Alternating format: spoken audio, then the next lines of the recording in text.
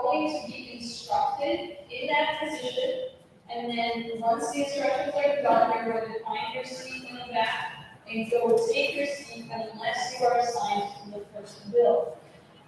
At your stations, you will get a sheet with your name highlighted. Those bills are the bill you're assigned to. When your name is in italic underneath the position, it means you're going to that position and you're going to watch and observe. And then when your name is not in italic, you're the main person. So the following people are going to be floor leaders: Ryan, Natalie, and Samaya. If you guys would go step right over there at that table where Scott will be, and he'll talk you through it. The following people are going to be clerks: Annie, Zoe, and Chase. You guys go back here. The following people will be floor leaders: Sarah go here. Sarah. Here's your schedule. So you know the order of the bills taking place. You can take notes on that. You can do whatever you need to with that. Madison Johnson is also ready.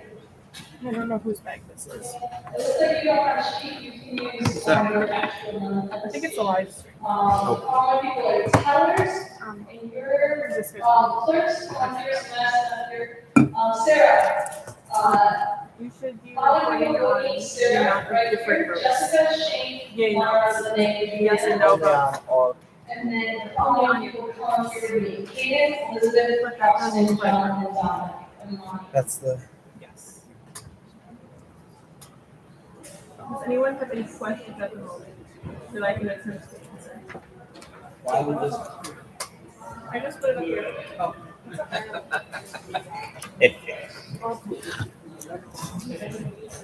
Sorry. I'm hungry. Nice. Wait, what? I'm hungry for food. How is your art? Oh, it's we can find stuff to use.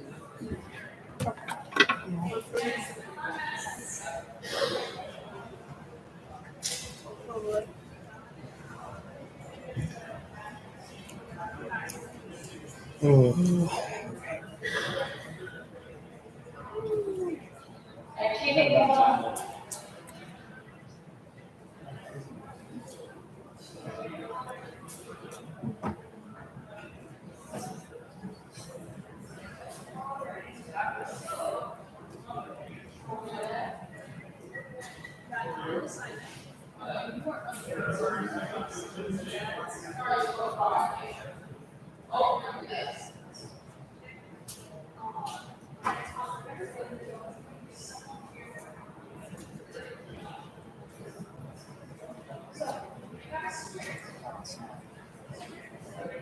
You know there's internet, bro.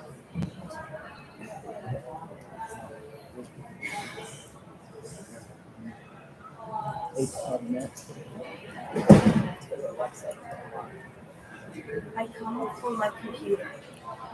They took it. Like our people, immediate people. It should be in the room. I think Amanda has it. He just sent me a video. Oh, well. It Bro, goes right that here. could be So we right got here. it. I think with the lights, I think that's live. So why didn't they see this over there?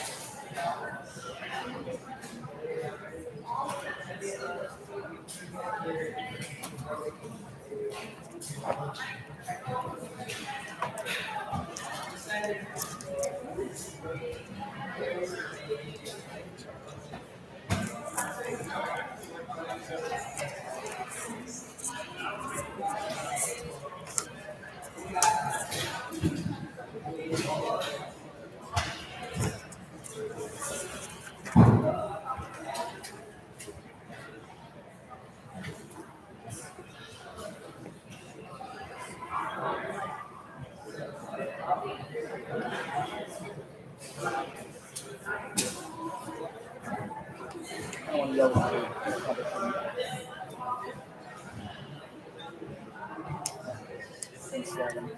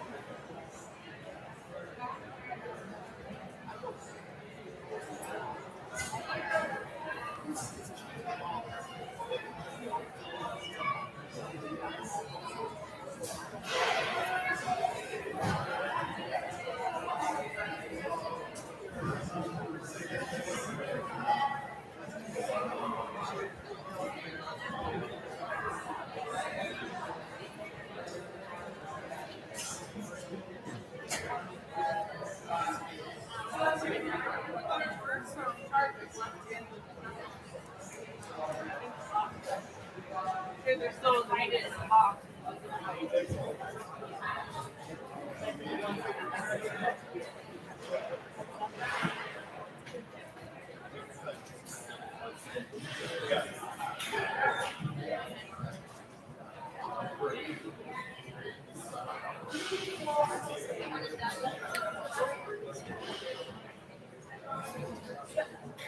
Everyone else is good here?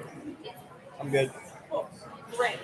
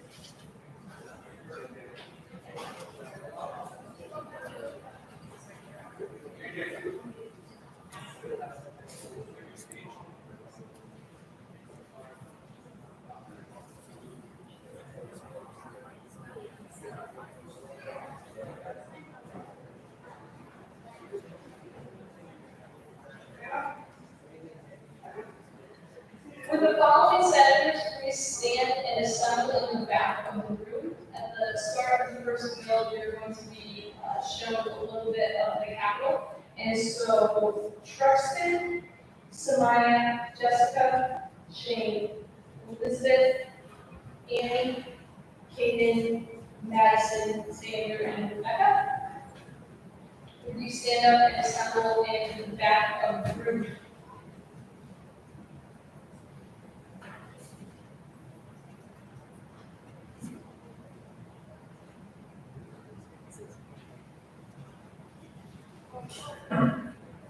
All right, good afternoon, everyone. Thank you for joining us at week 3 of LEAD 2023 for our house session. My name is Joe Cecil.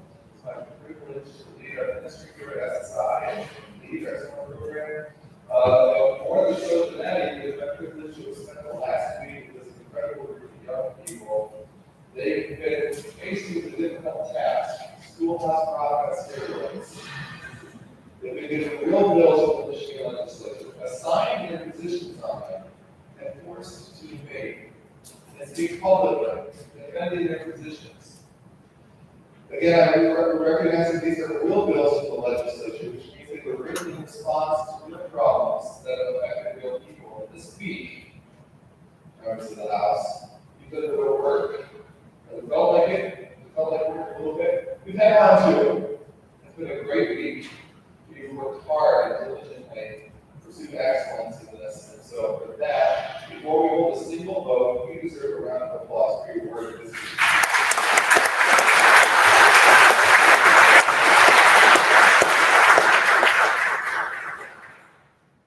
Please, students, I'm asking you to take your name tags off if you haven't already. If you leave the desks alone, the opening doors, and these are the real desks. real Michigan House of Representatives speech. This is the real chamber. This has been the seat of democracy in Michigan for nearly 150 years. And today, you need to rise and continue in that tradition. Some weeks, but yeah, we barely miss overlapping with the Michigan legislature. Our first week of camp, we were at Thursday night. We were there the next Friday morning. This is real life. You are prepared. You will do well. We asked that our guests in the gallery to maintain a couple house rules as well. One, please do not lean on the railing nor lean over the railing. It is there for your protection and for ours. Please, I encourage you to take photos, but please do not lean your camera over the railing either. We want to respect that as though it were a wall going to the ceiling. Yes, and please try to avoid flash photography. Again, take as many photos as you like. This is a wonderful memory. Please, we want to make sure we don't distract or have any other issues with the flash photography and respect that item. Your students all will deserve probably a standing ovation after each of their speeches for their hard work. Most of them don't have the time. So again, please hold your applause for when the votes are counted and announce whether the vote has passed or failed. Second, this gavel wraps. You'll walk by. Students, you will be voting on all of the bills, and for the sake of our guests in the gallery, I will repeat. You will have assigned positions on 2 bills each committee. So, for example, yes, we have the Adams committee. Adams Blue is the blue team, and there's Adams Green, which is the green team. Adams Blue has been assigned to vote yes on Bill A and vote no on Bill B. Adams Green has been assigned to vote the opposite and defend those positions. However, all the other committees can vote their conscience. Every other student outside of that group can vote their conscience. You can also ask students as a little bit of a debate that maybe you don't know how you personally feel on this or whether it's a moral issue, you can vote as a debate judge as well. But I encourage you to vote. You have to vote, in fact, but you have 3 options. One, you can vote yes, and you'll see on the desk next to you there's a little green button. Okay, so now these are the buttons. In real life, that's what you use. You also have a red button, which I think you all students are know, so you can make yay or nay. Your third option is an abstention. There's another little button there. The color of that button is yellow. Okay? The color of Alex and the friends. All right, so you can abstain from the vote if you so choose. If you don't know how you personally feel about the bill, or you're conflicted, or you don't feel either side of the argument, but I would encourage you to use that sparingly. Your colleagues have worked just as hard to do this week, and they deserve your attention to their debate and your vote in response. We'll take an intermission halfway through to use the restroom, so please remain to your seats. We'll be announcing that Rule 32 is in effect. So around here, that means you have to stay in your seats unless given permission. That also is a real life rule in the Michigan House.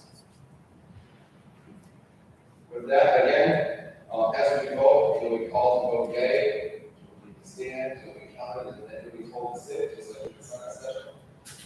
If you are to vote nay, we will call you to rise, you will remain standing until the vote will be counted, and you to sit, and then we'll call for abstentions. Please stand up immediately when you vote, and remain standing until you can told to sit. We'd rather just count once rather than twice. We are a lot of homeschoolers after all, and we are strong suit. That's a joke, yes. I'll school all the way. I can make those jokes. With that, though, again, I encourage you. These are real bills. We've done the real work, and now it's time to see it. It's not a performance. There are no scripts. They've written their speeches. It's not a performance. It's not. Most of them haven't had time to memorize them. We do the work so diligently in the debate. So we're reading off their speeches, and they'll do an incredible job today. So we're excited. With that, though, I believe we have made all of our announcements. Again, students, please keep your cell phones hidden until the break, and then take photos. This is an incredible opportunity. Memorize it, memorialize it in photo, but wait until the break at the appropriate times. With that, the House will come to order. Members, please take note. Rule 32 is now in effect. Please remain at your desks. The clerk will give the roll call.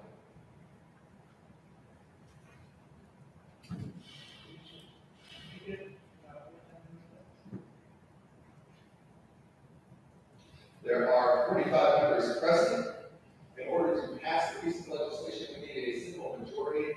Dear friends that are remaining active in the room, 50% plus one of that 4,500 would need how many votes, Representative?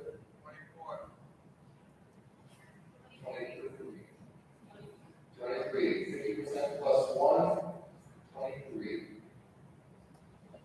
Please stand as the Honorable Carl Cecil leads us in prayer, and then remain standing for the pledge of allegiance immediately after your members and guests in the gallery. Please rise.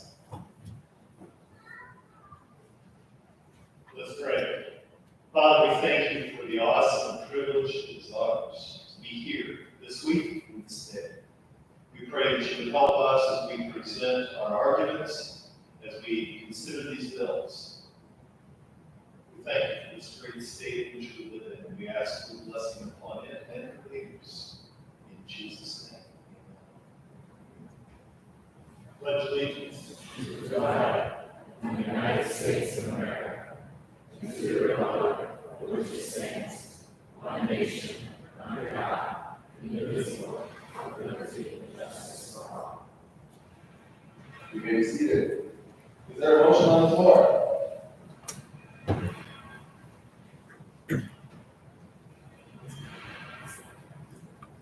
Mr. Speaker, I move that HB 6183 7B98 discharge from committee be referred to committee of the whole.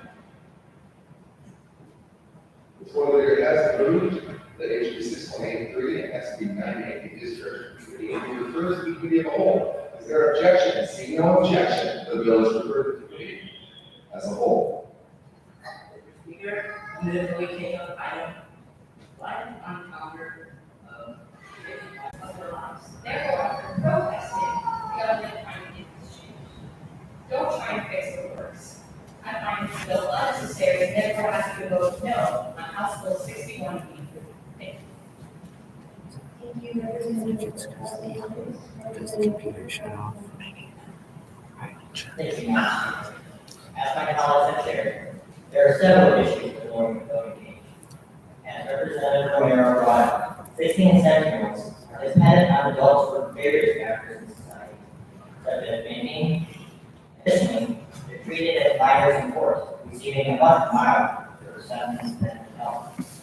On top of this, Representative Lazo Williams argued the fact that taxation doesn't necessarily mean temptation. As she has pointed out, 15, 14, and even 7-year-olds pay taxes. Should we be giving 7-year-olds the right to vote? I would even add that billions of tax dollars come from illegal immigrants, and they most definitely don't have the right to vote. Finally, Representative Lemos explained why 18 is a qualified age limit for legal for age. 18 is the age where somebody becomes an adult, legally and socially. On top of that, it's the age where people can independently engage in contracts, open bank accounts, etc. With all this information before you, I call upon the members of the House to stand on the side of freedom and vote no at House Bill 6183. Thank you, Representative Young. Ms. Walton may now present the bill arguments. Representative Kidder and Representative Frederick, Ms. Martinez. Representative Kidder, you have the floor.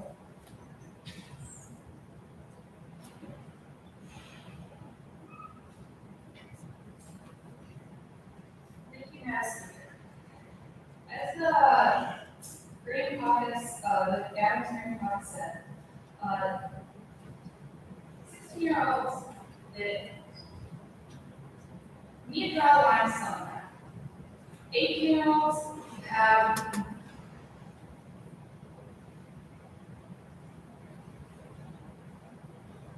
okay. So we let 16-year-olds drive vehicles, which are already dangerous, and give them that trust. We also let them pay taxes when they do work, as they did counter that their parents are in charge of a lot of things, but they still have to bring themselves out there and do anything and get ahead for their own life. Great. Lowering the voting age to 16 will also help them vote as they go on, so they can get more experience with it as they're younger and talk about it to their families.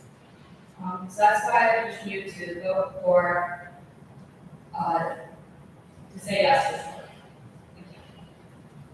Thank you. Thank you, Representative Gator, Representative Frederick, you have the floor. Thank you, Madam Speaker. My name is Richard Frederick, I'm 60 years old. In our society, 60-year-olds are looked at as ignorant and uninterested in politics. It's both common, stupid, and uninterested. And while true, some 16-year-olds are all of these things, but I can be said for many generations, not just 16-year-olds. There are those of us, 16-year-olds, who are hard and still have no voice. I have a job and a tax on that job, and money I work hard to. I also have the responsibility and privilege to drive to and from my work every single week. My job, as well as many others, help to better society. What I'm saying is that we have responsibilities, and many of us participate in betterment of our society and still have no voice. We want a voice. Give us a voice. That is why I urge you to vote yes for House Bill 6180. Thank you, unanimous. Thank you, Representative Frederick. Debate now over for supporting Representative Rivers from the Wisconsin, Representative Odor, and Representative Canada, Ms. Frederick, Representative Odor, you have the floor.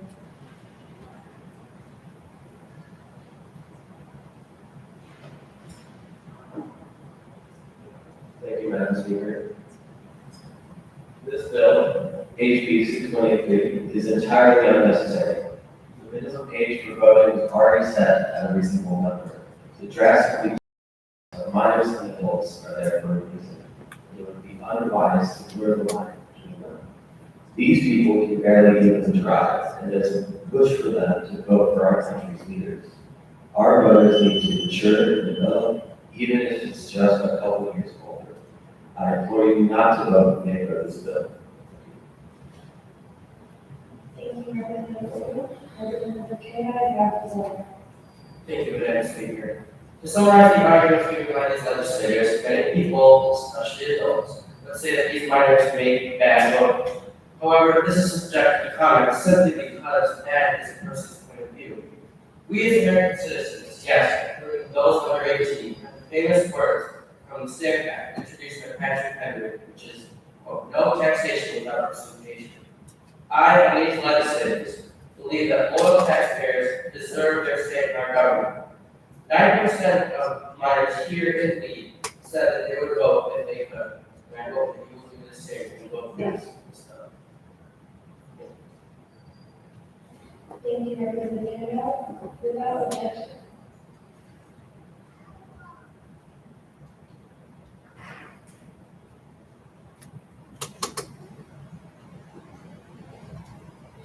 Madam Speaker, and the previous question.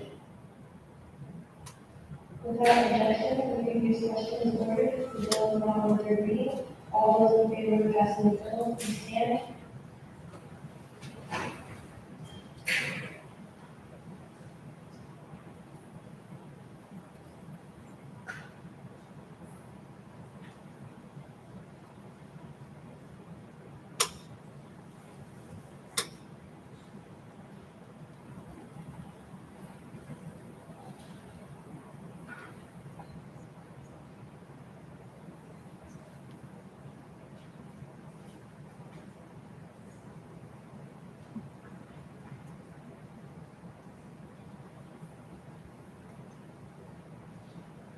Thank you. You may be seated. All those opposed to it, please stand.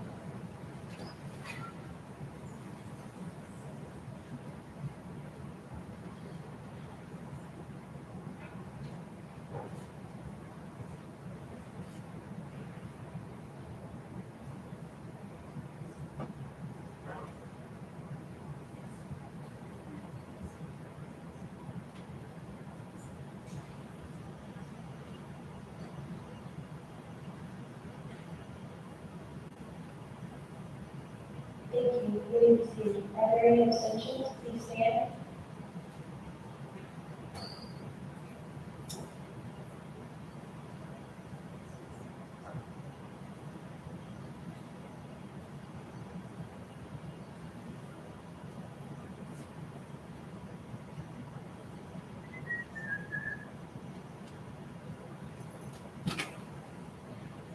2018, 2019. The clerk will give the count.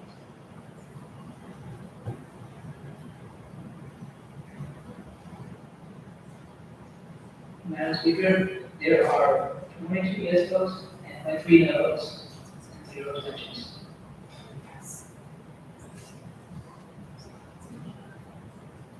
The bill receiving an insufficient number of votes is now passed.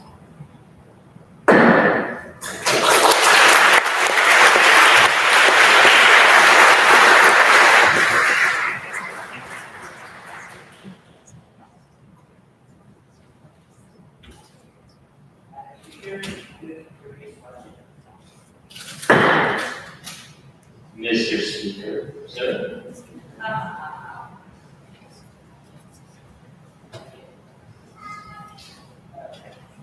Mr. Speaker, I just want to take order this.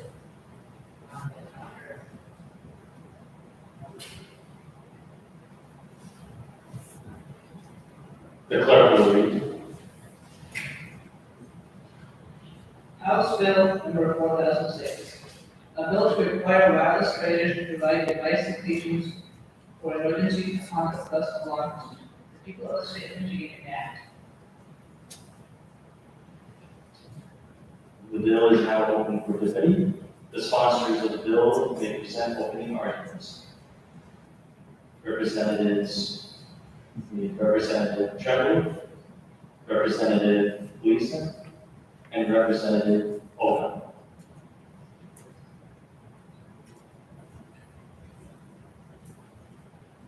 Representative Tremblay, you have the floor. Thank you, Mr. Speaker. The identified 2007 Harrison Target Army bus on 18 Road Coast kidnapped by a private fireman. Despite repeated requests by law enforcement, it took almost 4 days for the cell phone company to release the location. They found the cell phone an hour later and had to take it off the dead body. Our bill will allow law enforcement to get the location information from the cell phone companies much quicker, therefore rescuing missing people much quicker. Specifically, it would force the cell phone company to give location information of someone to the law enforcement if the law enforcement is true that there is an emergency. The police can say warrants, but that takes days. And in these types of emergencies, the first hours are vital for the life of a missing person.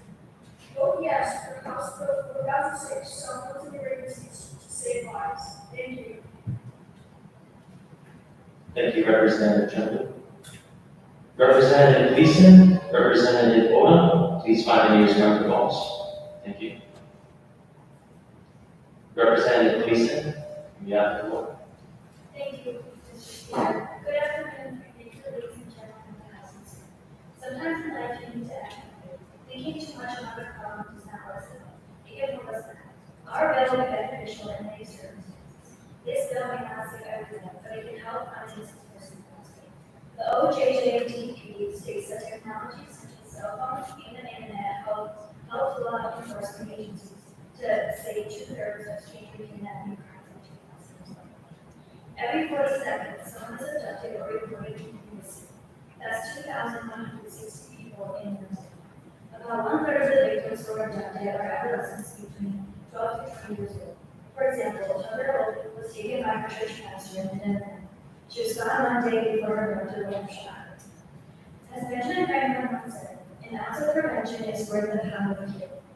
His expression meant that when dealing with a problem, spending a small amount of time at her it can save them more trouble. In other words, it's better to take severe precautions such as severe consequences. If you want to be safe in a regular level of officer and vote yes for the bill. Thank you, Representative. Representative Odom, you have the floor. Thank you, Mr. Speaker. Many of the voters considering this bill are understandably concerned with privacy and whether or not this information will be handled responsibly as it does pertain to the private location information. Not to mention whether or not this information will be handled responsibly. However, I guarantee that this isn't a problem and any concerns are simply misinformed. Any officer that would desire the information would only be able to obtain it in an emergency situation, which is defined within section 4, lines 25 through 27, as an emergency situation that involves the imminent risk of death or serious physical harm to the user of the wireless telecommunications device. And if they did abuse the policy that this bill proposes, you can be sure that the appropriate punishment will be enforced and will be honored. Also note that the service provider companies and police departments already have potential access to the information, but as it currently stands, the information takes far too long to get, and every hour, every minute could mean the difference between the safety or death of the victim. I humbly ask that you set your priorities in favor of innocent lives of our Michigan and vote yes on House Bill 4006. Thank you, Representative Owens. The opposing caucus may now present the opposing arguments. Representative Parks, Representative King Dow, Representative Sullivan, Representative Larson, and Representative Abdul. Please all find the nearest microphone.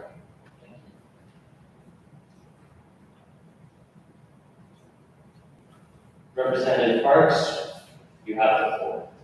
Thank you, Mr. Speaker. This bill, HB 4006, cell phones and emergencies, has many problems. One of them being that it does not specifically define emergency. Though the bill limits application to an emergency situation involving the risk of death or serious physical harm, some maintain that this is a standard easily abused. Several states include a definition of the term emergency. Also, some still believe that the bill would violate citizens' privacy right. An officer could easily use the term emergency in his own case to locate a missing person. This bill will absolutely violate a person's privacy. Please vote no for privacy and for cell phones and emergency. Thank you. Thank you, Representative Parks. Representative Kandal, you have the floor. Thank you, Mr. Speaker. To add further to my legislator, this bill, HB 4006, also does not include any way to check or surveil those persons or law enforcement officers who choose to activate this bill. I mention this because the bill specifies that, or any other person whose duty is to enforce the laws of the state or the United States. This would be page 2, line 79. This would include many mission departments, the executive branch of agriculture, rural development, civil rights, of corrections, of education, and many more. If these were all able to enforce this bill, then it would be chaotic. They introduced the punishment for law enforcement officers, but should it not be different for a prosecuting attorney added to a DNR control? And if the non-restricted usage would not result in mass corruption, I urge you, the legislators of this House, not to vote in support of this bill. For we need cooperation, not corruption in the state and in this country. And to summarize this topic, many of these policies towards Bill 4006 can be helpful. However, I sincerely believe that the cost is greater than the benefit. This is said because of almost little to none ways of which law enforcement officers prove the validity in his or her usage of Bill 4006, they may abuse the benefit. This abuse is also encouraged based on that fact stated in the bill. The penalty is maximum 90 days imprisonment or $500 fine. This amount of money is equivalent to roughly one page. Representative, time is up. Thank you, Representative Kandal. Representative Sullivan, you may have the floor. Thank you, Mr. Speaker. I believe this bill has some amazing qualities. In theory, this bill will be very helpful. However, there are a few unfortunate but very useful downsides. One huge downside is the current punishment in place for the violators of this bill. On the final page of this bill, on section 6, line 18 to 23, it states, quote, a law enforcement officer who requests access to suspicious or disclosed classification information obtained under this act of personal use or gain is guilty of misdemeanor, punishable by imprisonment for not more than 93 days or fine of not more than $500 or both. This is an invasion of privacy we're dealing with. Is 3 months in jail enough? $500 would be how much paying paycheck, which means there will be little financial loss. 3 months is a fourth of a year for a invasion of privacy. So in conclusion, the plan remains clear. Punishments are not strong enough. So vote no on bill number 4006. Thank you. Thank you, Representative Sullivan. Representative Giddy, Larson, you may have the floor. Thank you, Mr. Speaker. I would like to address some of the problems with the bill. First of all, I would like to ask how this is different from unauthorized computer access or hacking. It is invading someone's personal device and using it to track them. When we buy a phone, smartwatch, Kindle, or other personal device, we sign a document that allows the service provider to have all our personal information, such as contacts, phone number, email, and location. We sign no such government document with the government. This is a complete invasion, not just of privacy, but of someone's personal life. If we don't have the right to track someone's location, then the government doesn't either. Second, if this law is implemented, well, not the first thing the kidnapper does is to destroy every single electronic device on the kidnappee's person. If so, this law will change nothing in relation to kidnapping. These are the reasons why I cannot support this bill, and I hope that you will not either. Okay. Thank you, Representative Larson. Representative Dulon, you may have the floor.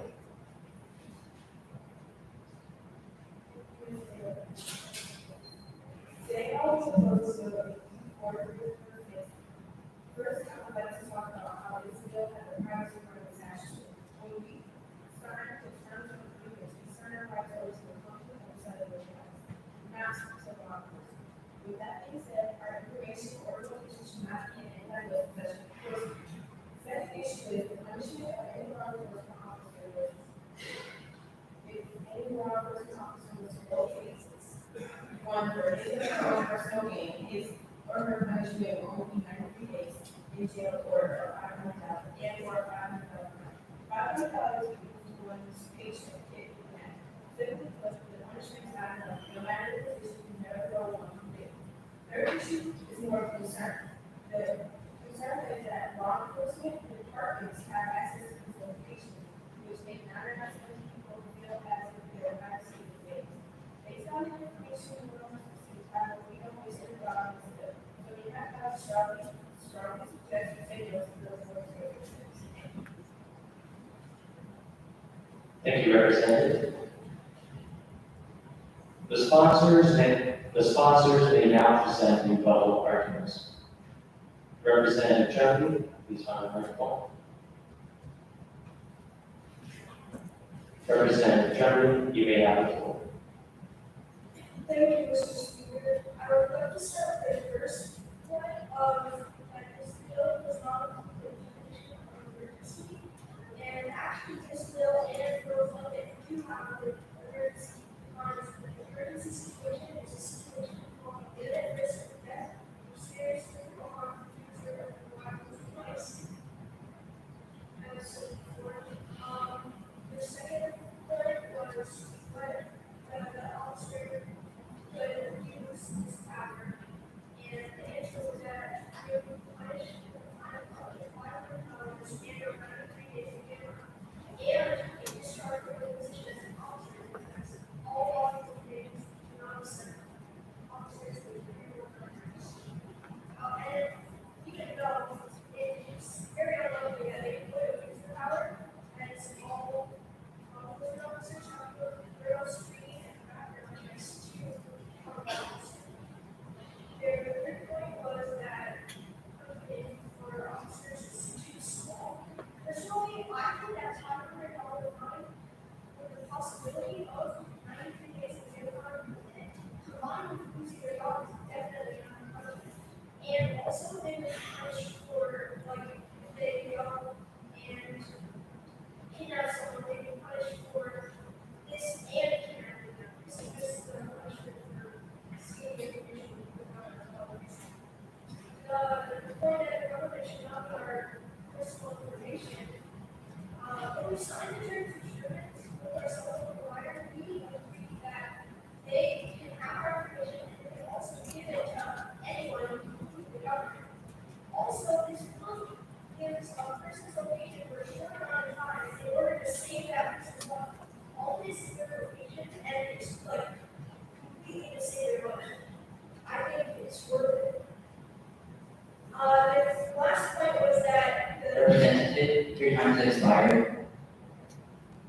please vote yes for this.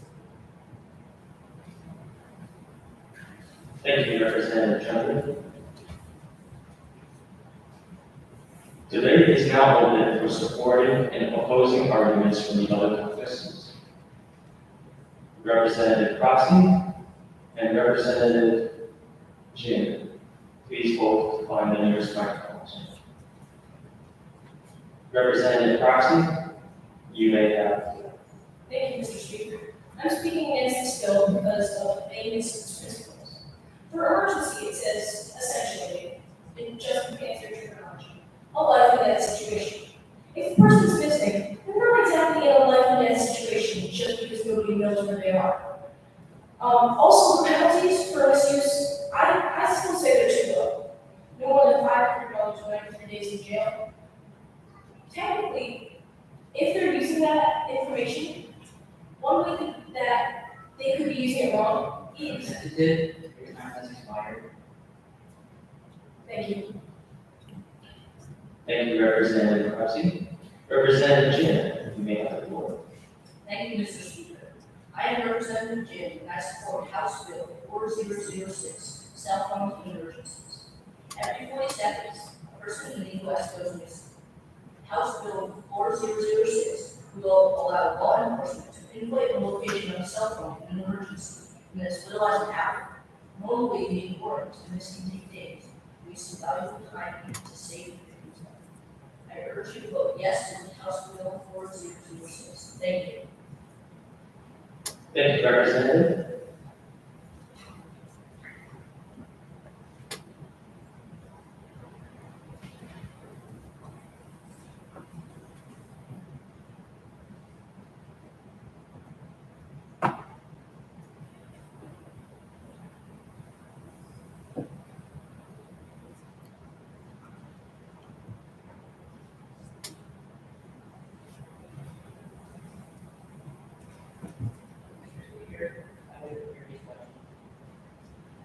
Without objection, the previous question is ordered. The bill is now on third reading. All those in favor of passing the bill, please stand.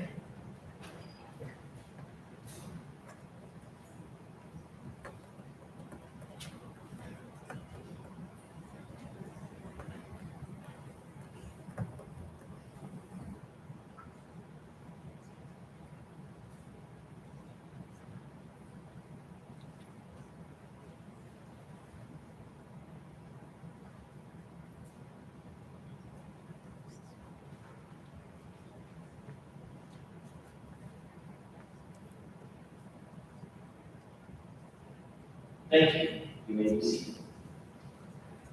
All those opposed to the bill, please stand.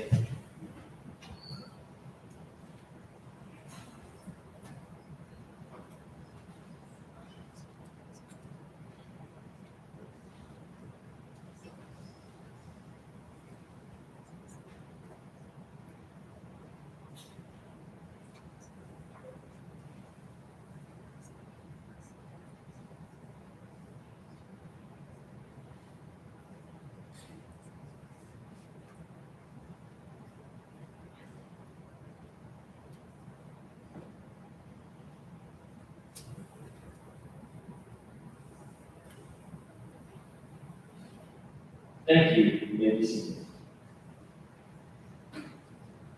Are there any abstentions? Please stand.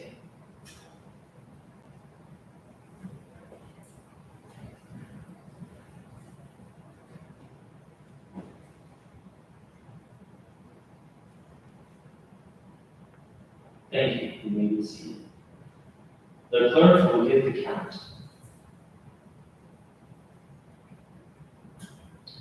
Mr. Speaker, there are 23 yes votes and 22 no votes, and 0 abstentions.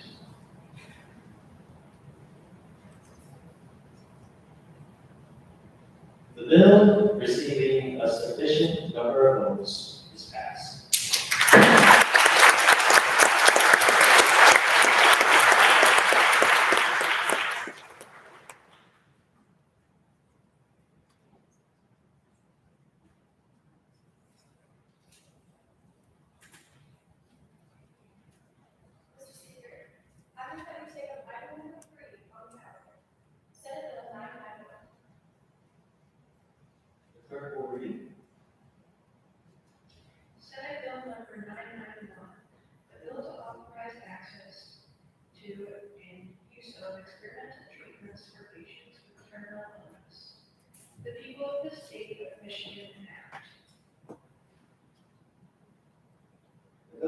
open for debate. Sponsors of the bill may present opening arguments.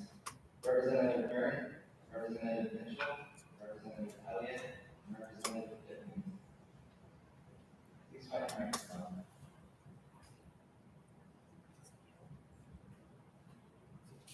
Representative Byrne, you have the floor. Thank you.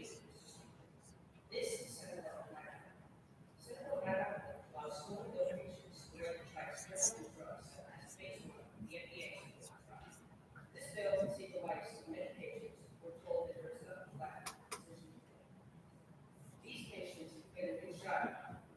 These patients are also told how many cost outcome that is per physician and told. These school donations, there's also an express script that says property for taking these drugs. Many may be wondering, what if the patient is not mentally capable to consent to these drugs? What is the line? In this scenario, the legal guardian or the parents can consent to further. SB 990 also excludes the manufacturing of drugs. Won't use any license to licensing or grant history or death involved in these drugs. This bill also gives peace of mind to patients and their families, know that if the drug does not work for you, try every option that they can possibly have. In conclusion, SB 990 allows school patients to register for no drugs. While these patients need help, I urge you to vote yes on SB 990. Thank you for listening. Thank you, Representative. Representative Mitchell, you now have the floor.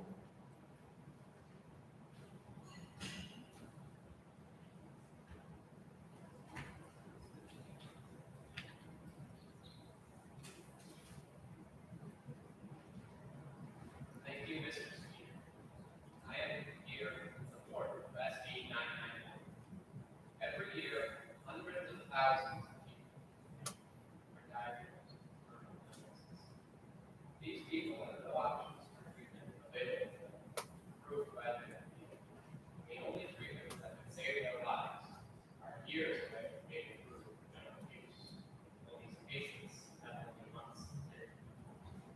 This bill will make experimental treatments available to patients with terminal illnesses. And if this bill is not passed, hundreds of thousands of patients will die with life-saving care just out of reach. With this in mind, I urge you all to vote yes, SB 991. Thank you, Representative. Representative Elliott, you now have the floor.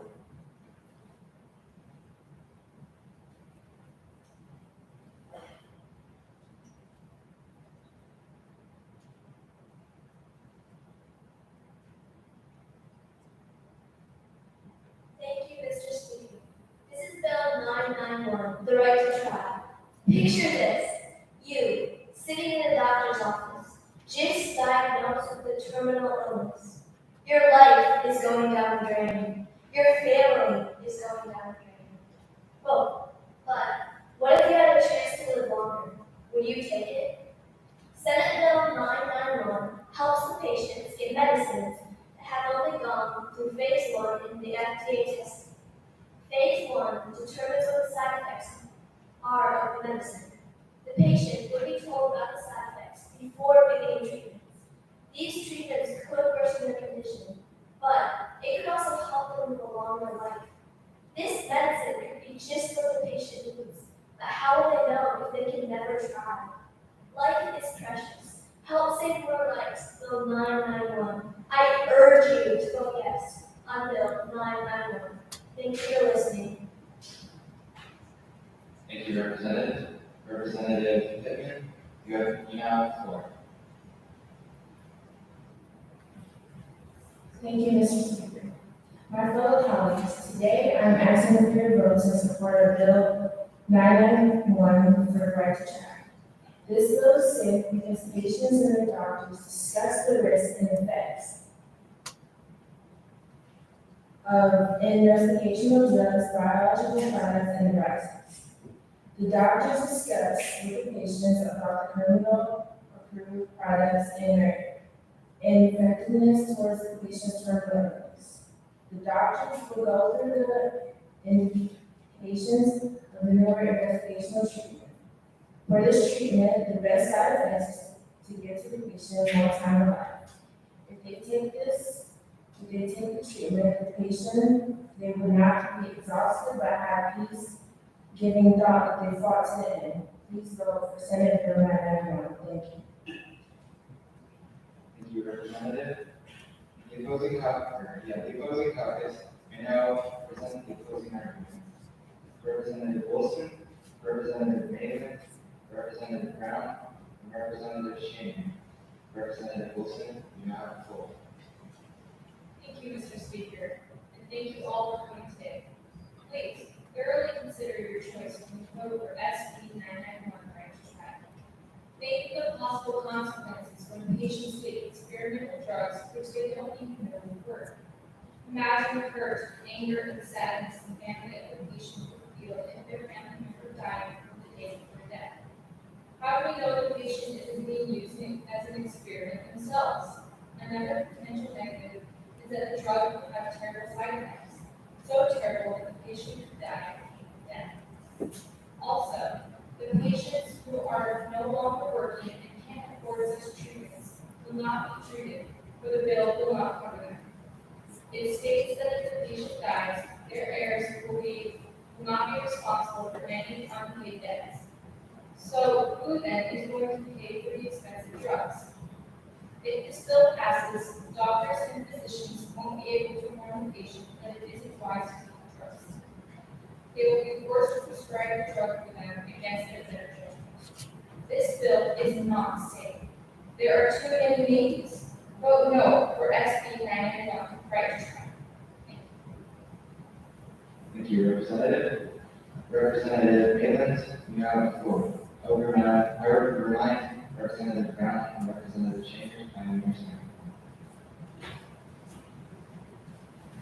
Thank you, Mr. Speaker. I'm opposing Bill SB 991 right to try because it is all about chance. A chance at life and a chance at death. Some experimental drugs help to remove people, while others do not. Most experimental drugs take 10.5 years to be ready for consumption. It takes 2 years to get past phase 1. Phase 1 is to test the experimental drug on a 100% healthy, illness-free human being.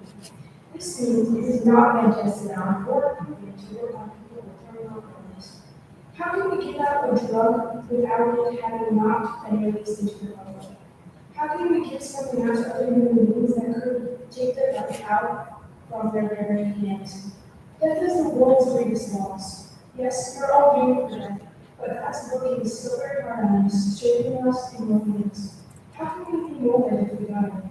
Surely there is a natural, not deadly way to help the body. There are many people with deadly illness waiting for the right to help, but some diseases vary from one person to another. So it's very hard for anyone to make a safe body. I believe that experiments should not be tested on people that are healthy. I do not believe that experimental anything should be used on anything or anyone. I hope you feel the same way as me. If so, vote no on SB 991 right to try. Thank you. Thank you, Representative Brown. Thank you, Representative Palins. Representative Brown, you now have the floor. Thank you, Mr. Speaker. I am presenting Senate Bill 991, right to try. The right to try is an intricate bill with the intention of providing terminally ill patients access to experimental drugs with the FDA police. The bill is marketed as an act of final and desperate compassion to dying patients. This untrue narrative is misguiding patients and even preventing the healthcare system from protecting them. This bill may be regarded as a patient's last chance, but there are other, safer ways to access experimental drugs. The FDA's Expanded Access Initiative approves patients for access to unreleased drugs in less than 2 days. While the length of the right to try process depends on the manufacturer. Can patients afford that precious time? No, they cannot.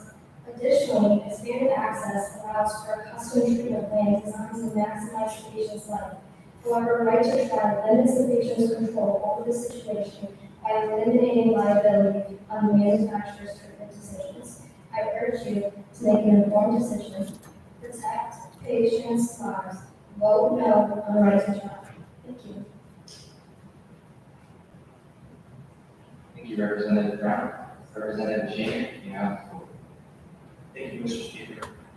Hello, my fellow representatives. My name is Sam Chamber, and I'm here to tell you more points against Senate Bill 991, the right to try.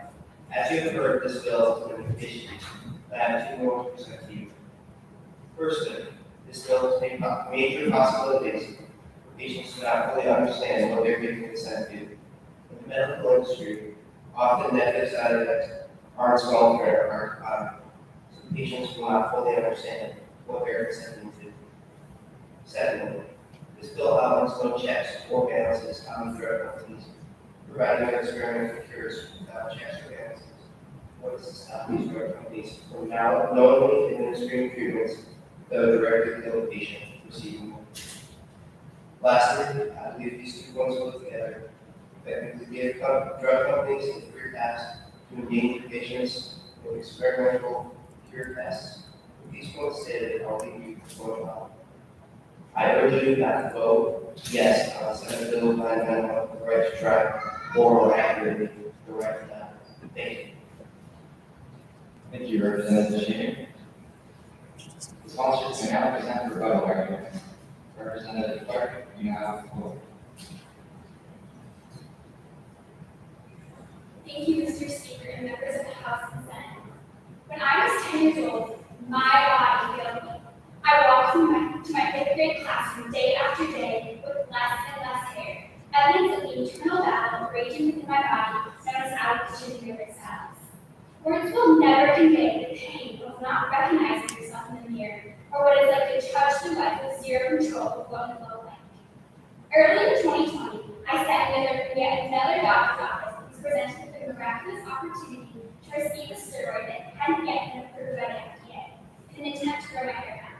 A doctor sat by my side in a red fine print that was written in the warning, passionately warned me of the risks. Even though I desperately want my hair back, I refused the steroid because of a personal conviction. But because of what transpired at the appointment, I was at peace for the first time in years because I was given the choice. This opportunity was the only choice I was given in 3 tremendous years I wasted battling medical and physical identity trauma. Well, let me remind you, my life isn't at stake here. My hair was robbed from me, yes, but I still have my entire life ahead. Has your life ever been a ticking time bomb? Put yourself in their shoes. Can you even fathom having your life stolen from you? No, you can't. So I urge you, have compassion. These people have already exhausted all other options. We aren't debating a dry danger compensation here. You are debating the most precious thing on earth, a human life. Your criticism is rooted in fear, not truth. So how dare you refuse me the right to simply try? I urgently implore you to vote yes, pass Bill 991. Thank you, Representative Clark.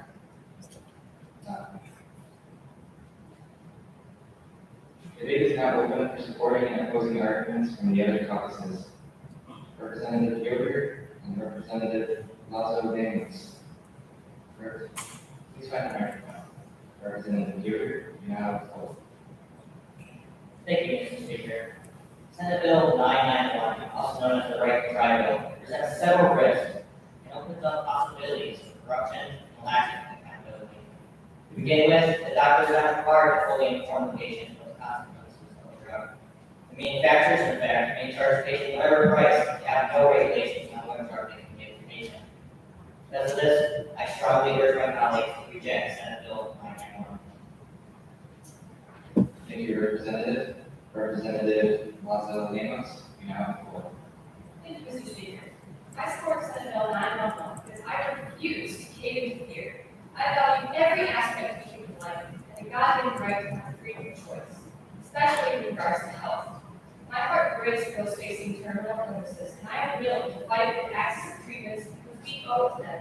Do everything we possibly can. I am voting yes without hesitation and urge you to do the same. Thank you. Thank you, Representative.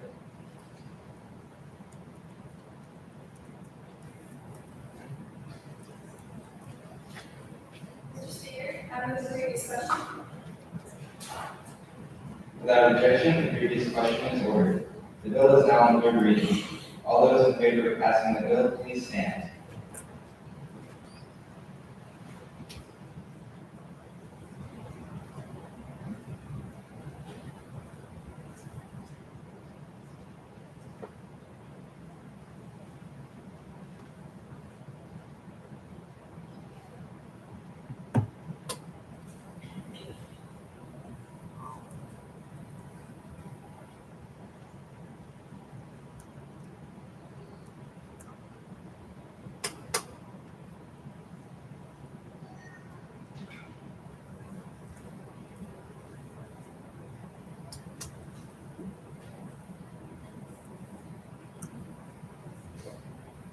Thank you. You may be seated. All those opposed to the bill, please stand.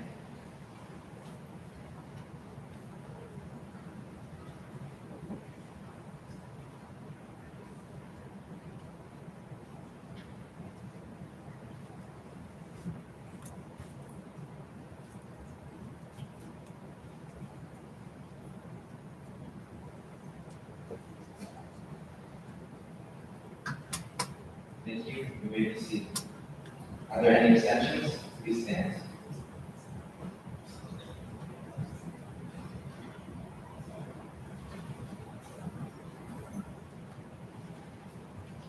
Thank you. You may be seated. The clerk will give the count.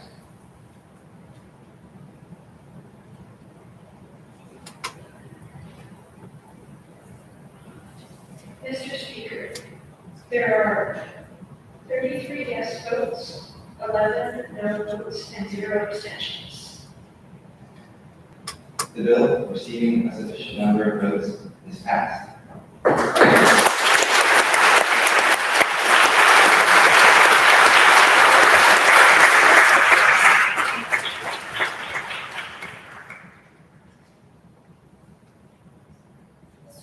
Mr. Speaker, I move that the House will stand to recess and call the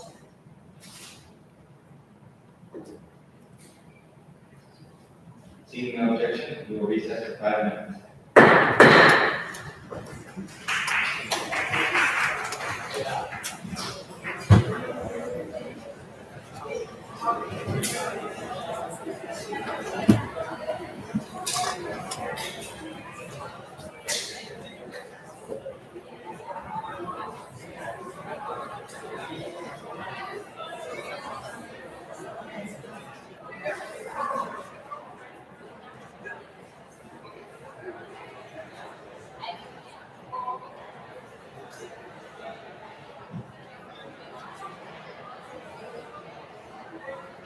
Any senators who are speaking to the House, who may propose taking this to the front?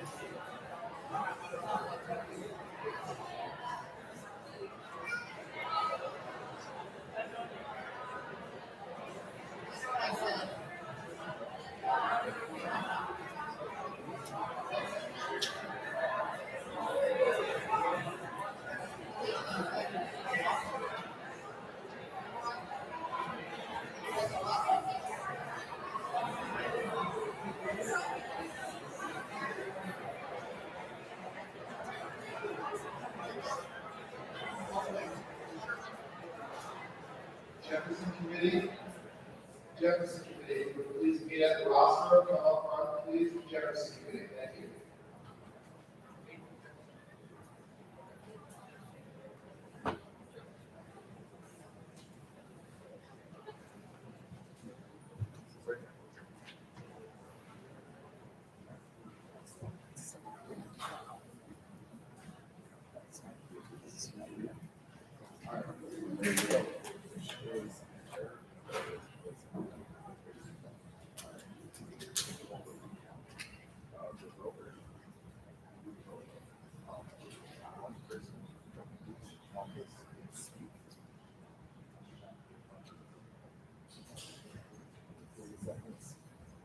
you like to have respective offices?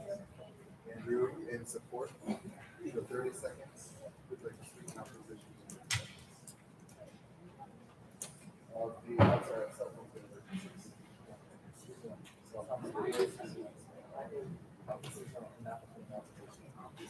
who'd like to speak in support of cell phone emergencies?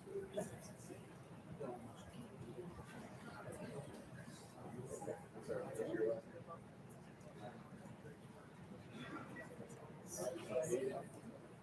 You will speak all first. You will speak for 30 seconds in support of your goal. Cell phone emergencies, okay? After that, hand out. You will speak for 30 seconds in opposition. There was a mistake. Yeah, so go back and take your seat. Look at, listen. All you want to speak. If you want to speak, go for it. Just talk for 30 seconds. Okay?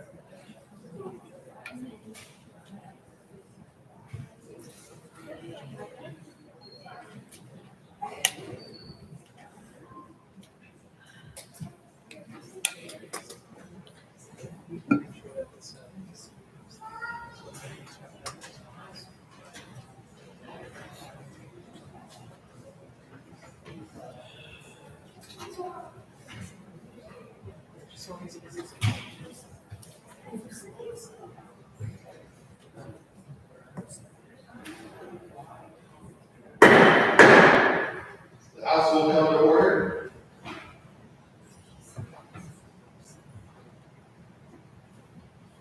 We will be taking back up House Bill 4006, cell phones and emergencies. We'll hear from the supporting and opposing caucuses, each for 30 seconds before holding another vote. The margins were razor thin, and we want to make sure that we have integrity in the vote, so we will hold the vote again. 30 seconds will begin with Representative Tremblay, followed by 30 seconds from Representative Candow. Representative Tremblay.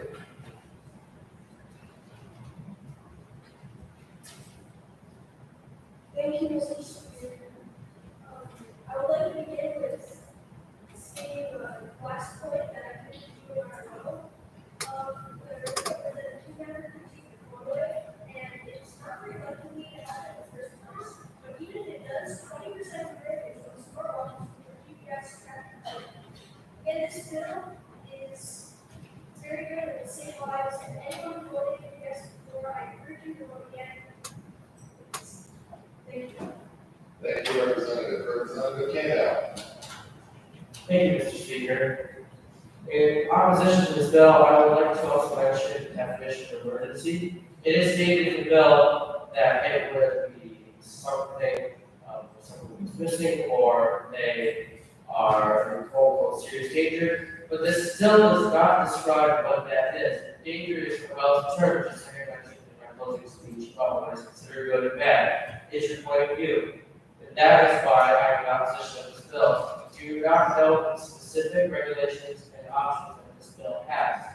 And that is why it can be dangerous and also chaotic in different ways. Thank you, Representative.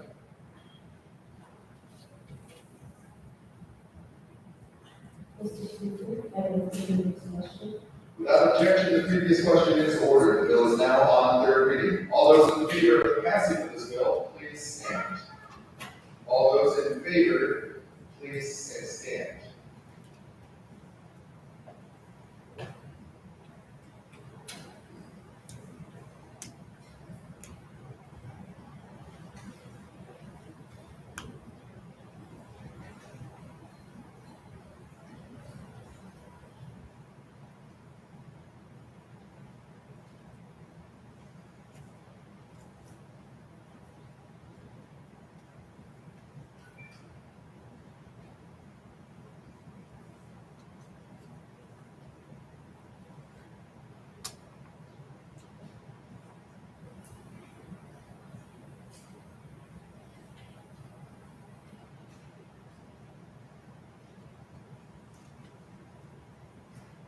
You may be seated. opposed to the legislation, please stand. All those opposed, please stand.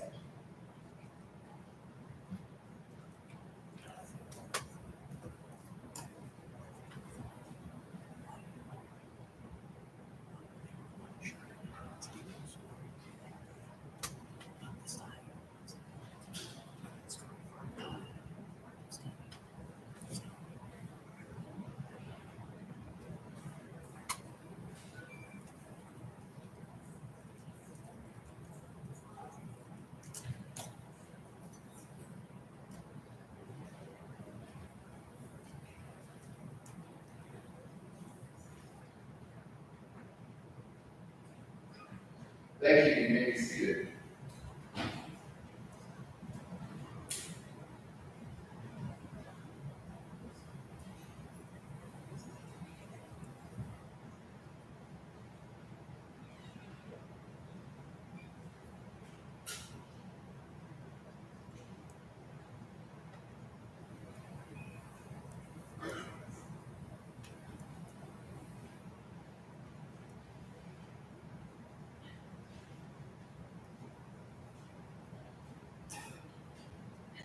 Are there any abstentions? Please stand. Thank you.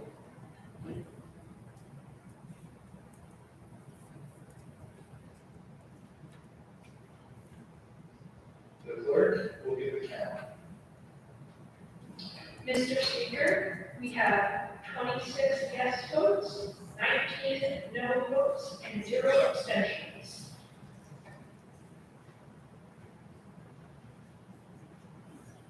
The bill receiving a sufficient number of votes is adopted.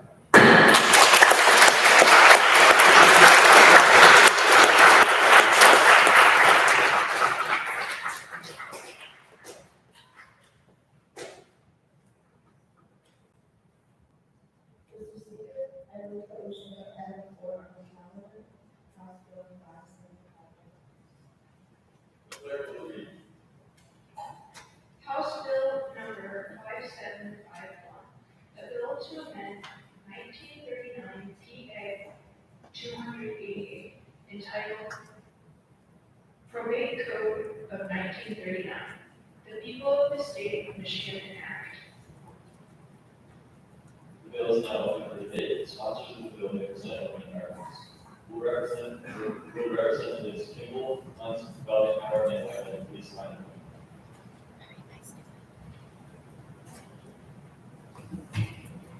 Representative Kimball, you have the floor. Thank you, Mr. Speaker. We have a huge problem in our country. Babies are being illegally abandoned left and right.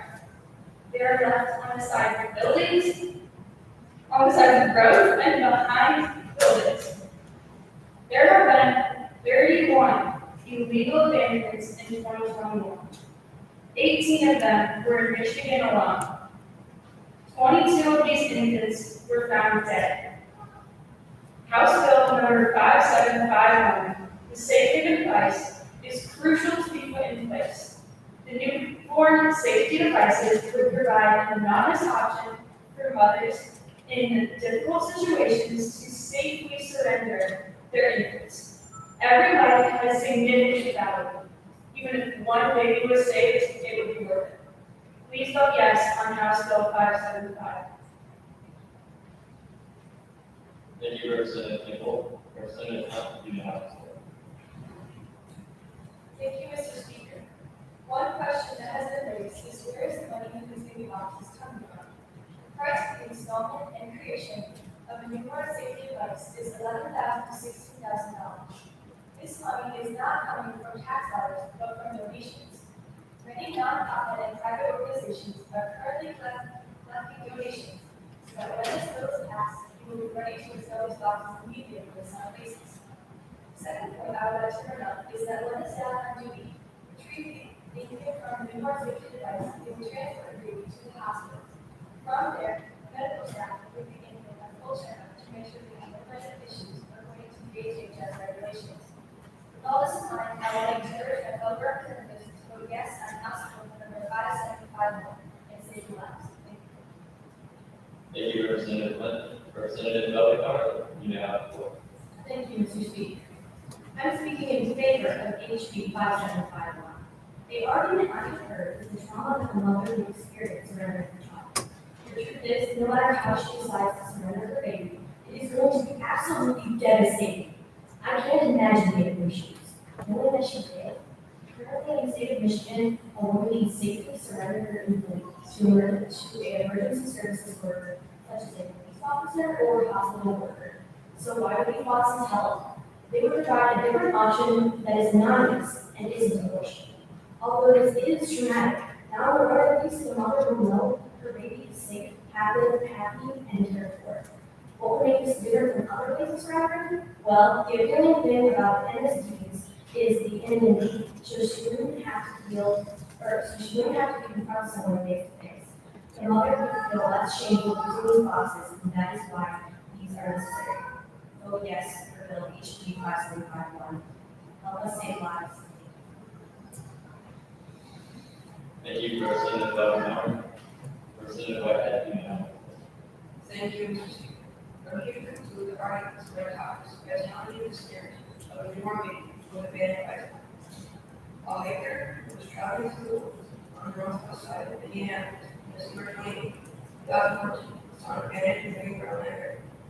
The newborn was pronounced dead, the sensor was still attached. The organization, Indiana, claimed it. The baby was named Rita's Baseline, and her program is the Safe Haven Baby Box. These baby boxes provide a safe and anonymous way that babies can be safe. This alternative is better than just abandoning a baby in a dumpster or anywhere. This bill needs to be passed because we want to save lives of every single baby that matters. Based on arguments, me and my colleagues urge you to vote yes on House Bill 575. Thank you.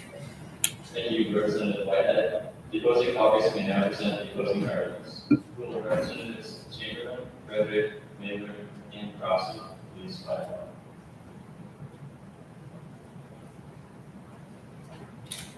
Representative Chamberlain, you now have the floor. Thank you. I object to this bill. Does not have following restrictions on sanitation. Bill states in section 3.16. It's not made for this section. The article shall contain rules governing newborn devices. Shall apply to all development. That means part of that section. There are no requirements on regulations. There are no requirements on sanitation. There is no mention of house regulations on manufacturing. This is a vital problem and no way of these regulations would be and thus no way to be saying how much has to no guarantees on sanitation standards. Because the case is decided House Bill 575 and sought the urge to defeat this legislation. We're going to vote no on Bill 575. Thank you, Representative Chamberlain. I will remind Representatives Frederick, Miller, and Crosby to please comment. Representative Frederick, you have the floor. All right, thank you, Mr. Speaker. Now, the problem with the safe haven law is not as evidence, and while there are certain benefits, it's still a little bit inside this story. The cost of just one of these baby boxes is around $18,000. Well, yes, I agree that this much money is worth it to just save one life. Imagine if we use the money from the baby boxes for hospitals and orphanage. Imagine how many more lives we can save if we had the money from the baby boxes. Now, what about the baby? Well, the safe delivery home allows parents to safely deliver the child with enhanced protection of first responders and or doctors and nurses.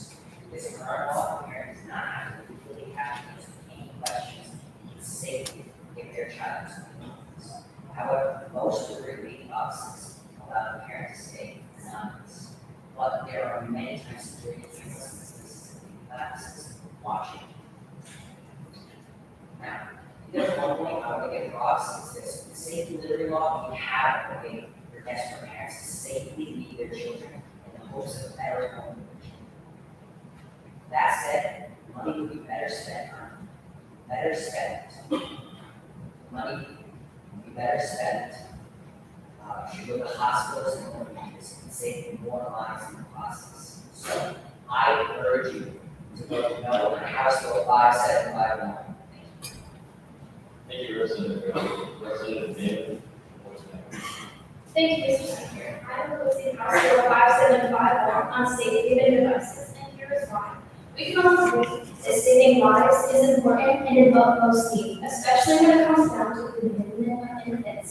But these devices are not the answer. We've heard how it is one of Safe Haven's goals to have these baby boxes all over the country, including in small towns and cities.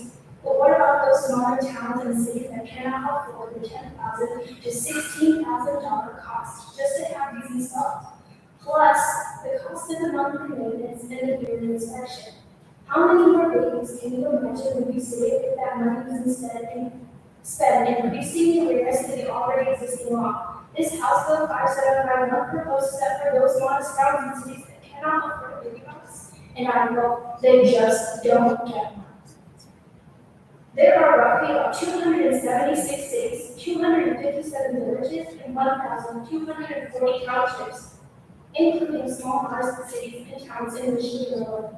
I'd like to ask, isn't this bill on these devices contradicting your goal to reach all over the country of America and possibly further? How are these boxes going to help the vast majority, if the vast majority is in small towns and townships, cities in North Michigan? Thank you, and please vote no on House Bill 5751. Thank you, Representative. Representative Kraske, the floor is yours. I'm against House Bill 5751 for multiple reasons, some of which my colleagues have already listed. One other reason to consider is the fact that non-surrendering parent is denying the right to custody. They have 28 days to reclaim their child, but how do they know where the child is? Sure, the newspaper publishes the information, but they do not often have the child's name. In fact, the non-surrendering parent may have no idea and no way to know where their child is. So they also, through that, have no way to communicate them. Another reason against this bill is that it kind of criminalizes things such as rape, human trafficking, and spousal abuse, things which cause the mother to be put in discipline in the first place. When these parents surrender their children under the safe haven law, these things are present. Who better to identify this than doctors and law enforcement? But with this bill, there is no identification. Surveillance, if it is used, is not checked if all that's happening is a child being made. No one will tell if crimes are committed, so no one can function or investigations. Think about it. If crimes discovered, the criminals tried, less women will be forced into the situation. If less women are forced into the situation, less children will be abandoned or surrendered. If less children are abandoned and surrendered, we will have scored a decisive victory. But with this bill in place, the rapists, trafficking, abuse, the one who surrendered and abandoned in the public will continue to rise. Please vote no on Bill 5751. Thank you. Thank you, Representative Kraske. Responses may now present for bill arguments. Will Representatives Yoder and Russell Ramos please come to testify? Representative Yoder, the floor is yours. Thank you, Mr. Speaker. My colleagues and I seek to pass this bill because our hopes are to protect infants.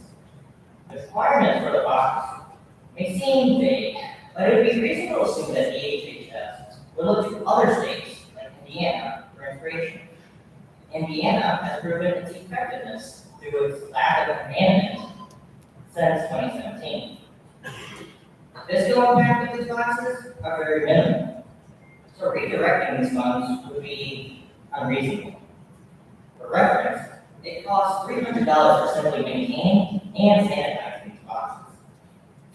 The anonymity argument appears frail, as the mother at this point is in a state of mind of trauma and doesn't see reason as very viable.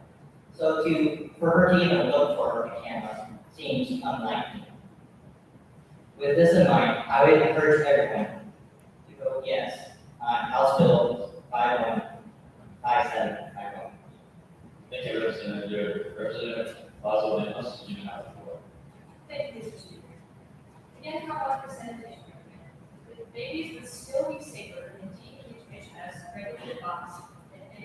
what I feel is such a common ability with that kind of stuff. Also, with the argument of the city, so we have it recorded, it's still better to have than to not to be able to have it. Again, this is not mandatory, the funds are already raised, communities have it. Ultimately, ladies and gentlemen, we need you to vote yes to this bill, because it would provide a gateway to save thousands of the most precious things on earth, lives, infants' lives, in a place where it is desperately needed. Please keep this quote in mind. Take to heart the words of our election. Don't sacrifice the good to chase the perfect. Thank you. Thank you, Representative Lazo-Demos. Debate is now open for supporting and opposing arguments from other caucuses. Representative Sullivan and Parks, please come forward.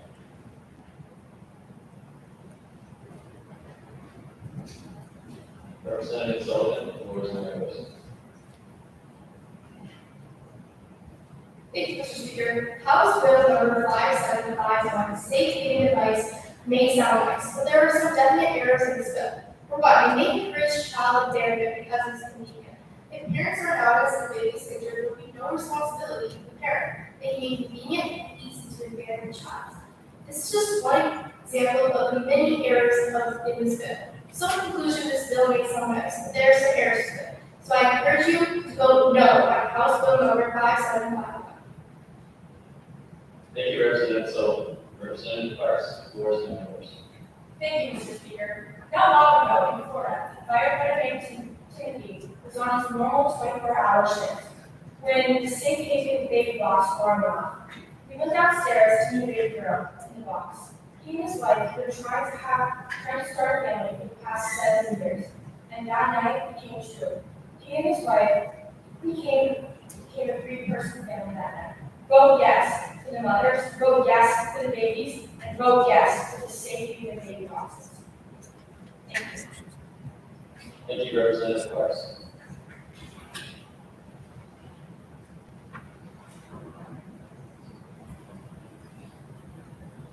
Mr. Speaker, I move Without objection, the previous question is ordered. The bill is now on third reading. All those in favor of passing the bill, please stand.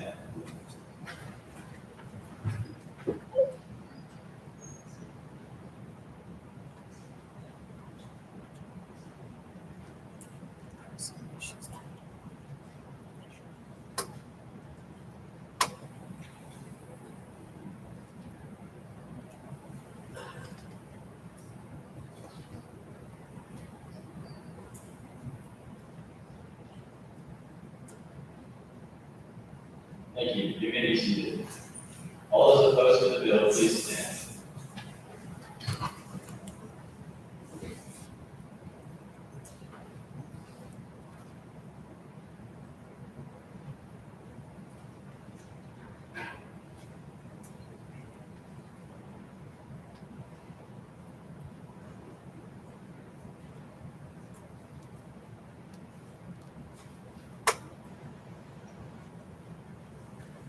Thank you. You may be seated. Clerk Clark will now give the count. Are there any abstentions? Please stand. Thank you. Clerk Clark will now give the count. Mr. Speaker, there are 23 yes votes, 22 no votes, and 0 abstentions. The bill, receiving a sufficient number of votes, is passed.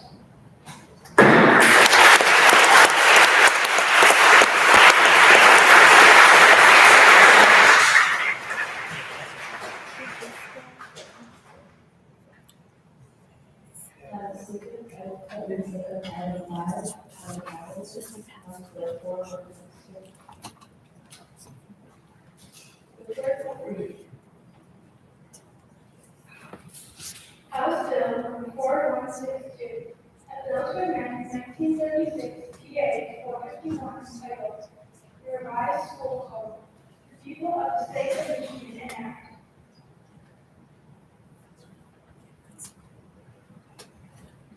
The bill is now open for debate. The sponsors of the bill may present opening arguments. Representative Watts, Mitchell, and Parks. Please find the nearest microphone. Representative Watts, you have the floor.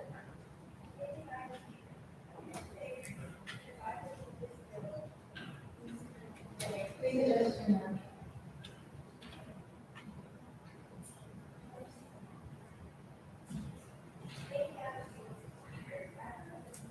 I believe that this bill is used for the those are the everyday considerations for yourself and teach.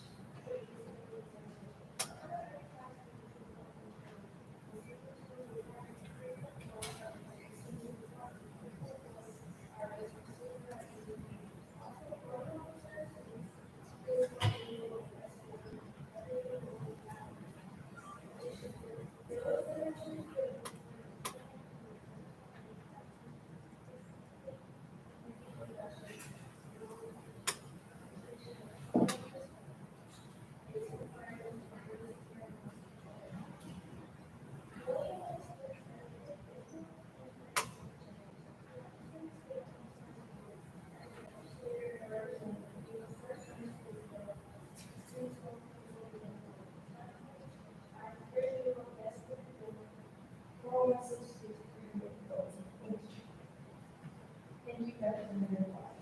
Representative Parks, please find your mic. And Representative Mitchell, please find your mic. Representative Mitchell, you have the floor. Thank you, Madam Speaker.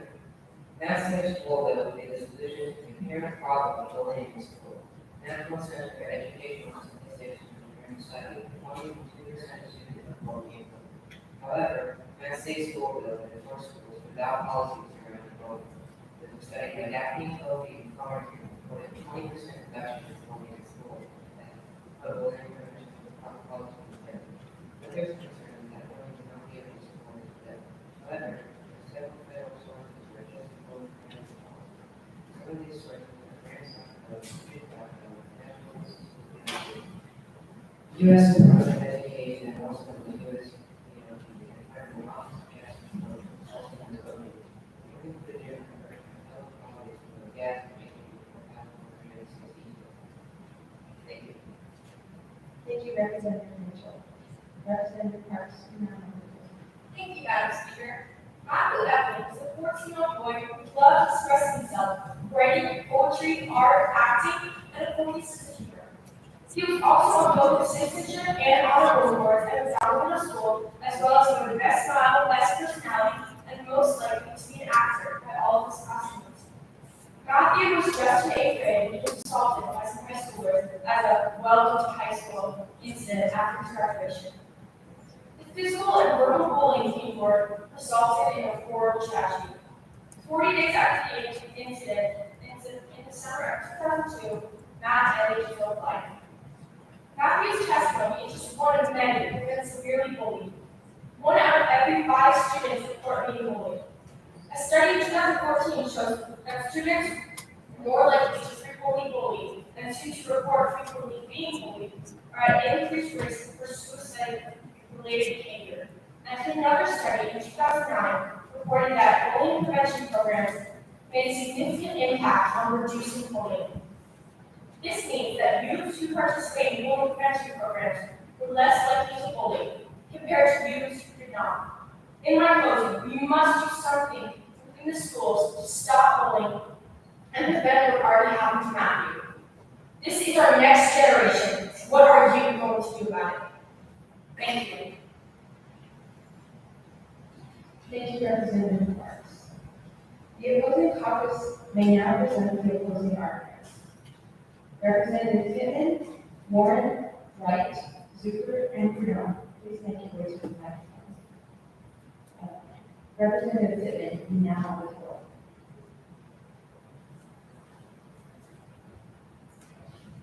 Thank you, Madam Speaker. I understand that this bill requires schools to have an anti-bullying policy and that it is meant to stop bullying and bullying. I would like to clarify that we do not condone bullying and any such type of behavior. I fail to see what makes this bill so different and necessary. I would like to state that most schools already have a policy on bullying. For those who claim that some schools don't have a policy, I believe that is realistic and incorrect. It is the school's job to not only teach students but also protect them. Therefore, in any school that includes bullying, I believe it would be done. It would be against the teachers and staff's job not to do something or assess the situation. I also want to point out and verify that the school board usually decides on the policy and measures in their schools. If they do not have a set policy, most rely on it and present only intervention programs for students that will be the same. I would also like to make you know that in serious physical situations of bullying, most will be a charge because it is already the law. Representative, who's going to say? This is why this bill is not necessarily not voted over HB 4160. Thank you. Thank you, Matt. Thank you, Representative Day. Representative Warren, you now have the floor. Thank you, Madam Speaker. House Bill 4162 is useless. The bill states that discipline physical assault, verbal harassment, sexual assault, and cyberbullying. Physical assault as a minor will land you jail time. Not more than $500. Also, sexual assault as a minor will leave you jail time and other repercussions. Everything besides cyberbullying is illegal already. And you can just block them. Also, the school needs access to school devices, but almost all kids have their own devices, so it doesn't solve it. Also, in most cases, it's not limited to bullying, which makes it still useless. In conclusion, I strongly suggest not voting for House Bill 4162 because it's useless and I don't think it costs. Thank you. Thank you, Representative Wright. Representative. Oh, sorry. Thank you, Representative Warren. Representative Wright, you have the floor. Thank you, Madam Speaker. How do we know that this bill or school policy will actually work? If we can't change the hearts and minds of others, then there is still a chance that kids may refuse to follow this school policy, especially in this generation. So there is a chance that this bill may not be beneficial and that some kids may continue bullying. Because just like in the past, there were many schools that have developed a policy to prevent bullying, and yet kids are still being bullied today. There are 380,110 billion school policies promoting bullying, and this is only in the state of Michigan. Surely at least one out of the billions of school policies would work. So how do we really know that this school policy will be different from the ones in the past? Thank you. Thank you, Representative Wright. Representative Zucker, you now have the floor. Thank you, Madam Speaker. Today I'm here to tell you why I oppose House Bill 4162 on new anti-bullying policies and why you should too. I would like to start by talking about a study conducted by a Texas-based research center. This study showed that the biggest problem with bullying is not that schools don't punish bullies, rather that students are afraid to tell an adult. The main reasons for this include fear of retaliation from the bully and fear of being made fun of by peers. You can't rely on teachers to always be there to catch bullies in the act. Besides, if this bill were to be passed, bullies would be more careful when they meet peers. Now, in a press conference, the opposing caucus stated that students can anonymously report a bully with a box placed in the school. The bill does require this box to be placed. Later, when asked about the concern of kids falsely accusing someone, the opposing caucus clearly stated that the bill says all submitted accusations must be investigated over the span of 3 days. Now, based on previous facts, we can assume 90% of all accusations will be submitted anonymously. So how can a school properly investigate an accusation if it was submitted anonymously? If a bully is rightfully accused, he will deny it, and they cannot ask for details from the accuser. The same is true if someone falsely accuses a person. The person will rightfully deny the claims, but again, the school would have no information. As you can see, this bill contradicts itself, and most likely 90% of all accusations cannot be fairly solved, hence making this bill completely ineffective and unnecessary. I urge you to vote no on Bill 4162 prohibiting bullying in schools. Thank you. Thank you, Representative Zucker. Representative Freon, you now have the floor. Thank you, Madam Speaker. Sending children are loaded every day, and the 4162 aims to fix that. However, it falls short in a few ways. For example, the jurisdiction in this bill deals with the policies on state level, going as far as the Department of Education. I believe this is unnecessary as there are delicate situations and confuse the individuality of local authority to people. In addition, all states have enacted bullying laws. This suggests that any additional laws would be unnecessary and only cause extra taxation. In interest of saving tax dollars and time, I urge you to vote no on this unnecessary bill or law. Thank you, Representative Guerrero. The sponsors may now present the vote of audience. Will the representative,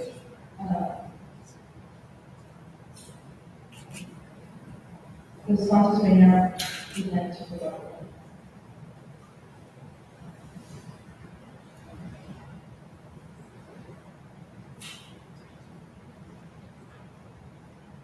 Representative Sullivan and Kendall, please endure to the microphone. Representative Sullivan, you have the floor. Thank you, Madam Speaker. I would like to start off by saying this bill is in no way useless. A study by Gaffney Tokyo Puritan found there's a 20% impact by reducing bullying policies for adults. I would also like to add that this bill forces schools to make policies. The bill itself is not the policy. So I urge you to protect the next generation of our children. These are the people that will be in the seats of representatives. These are the people that are our future. Save kids' lives. Save kids' futures. Vote yes on House Bill number 4162. Thank you. Thank you, Representative Sullivan. Representative Kendall, you now have the floor. Thank you, Madam Speaker. I would like to rebut arguments given by my opposing comments by first mentioning the fact of policy and how many schools already have this in place. My fellow legislator, Representative Mitchell, already mentioned that the statistics show that 20% of kids have been reported bullying or will think they will be bullied again. The reason for this bill is not so that the schools will be forced to have certain regulations, certain items, but it is merely so that schools can have this policy. There was an original bill of this type, it was the Revised School Act passed in 2006. This school act suggested it, but this bill will require it. Another one will be, even if you not change the hearts of the release, you can also change these hearts of these students once you read the book. And I hope that you will vote yes for this bill. Thank you, Representative Kendall. Debate is now open for supporting and opposing arguments from the other boxes. Representative Clark and Mayor, please make your way to the microphones. Representative Clark, you now have the floor. Thank you, Madam Speaker. In response to Senate Bill 4162, Employee Crisis in Michigan, the representatives proposed to create state policies. Not only were policies presented to create a daunting addition of work to the already effective policies for teachers, but the strict control overreaches the state authority. This bill will be inefficient and ignores the work outcome. It simply acts as an ineffective band-aid. I implore you, let's find a better solution to vote no on Bill 4162. Thank you. Thank you, Representative Clark. Representative Mayor, you now have the floor. Thank you, Madam Speaker. I am Representative Jackie Miller. I support this bill of usually voting because of the victim of bullying in the past. I noticed the need for more effort and care for the students in schools. Most schools don't have in place consequences for bullying. Yes, there are suspensions and that will eventually lead to expelled, but those are the best bullying directly. This bill, 4162, would address these concerns directly by looking for them to and giving specific consequences to those who are bullying. I urge you to vote yes on this bill. Thank you. Thank you, Representative Mayor.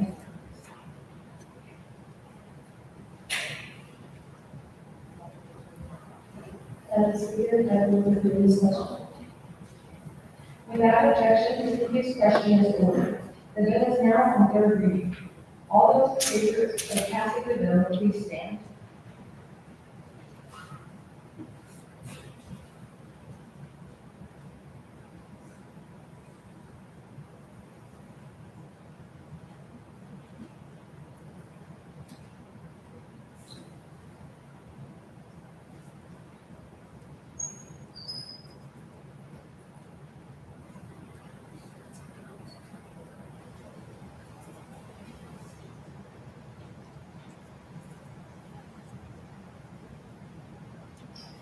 Thank you. You may be seated.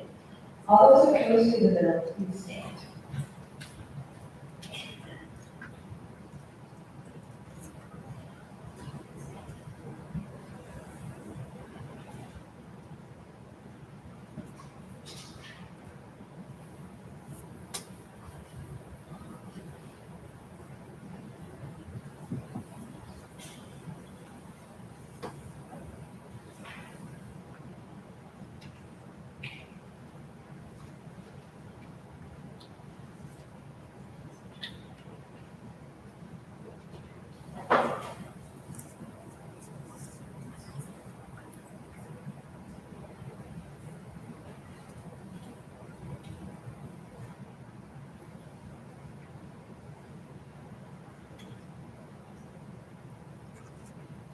Thank you. You may be seated.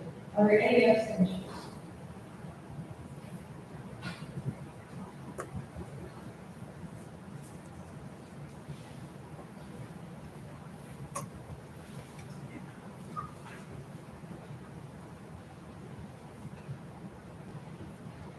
Thank you. You may be seated. The clerk will give the count. Madam Speaker, there are 20 yes votes, 23 no votes, and 1 abstention. The bill receiving an insufficient number of votes is passed. Is not passed. I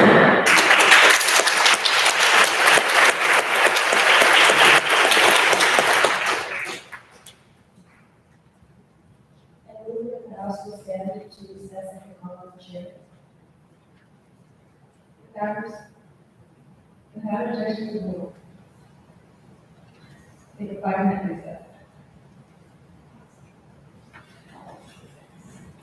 Just as a quick announcement, this is the last recess we will have before we board buses. Immediately after the last bill, we're going to be going directly to buses. So this is your last chance to use the restroom or get water.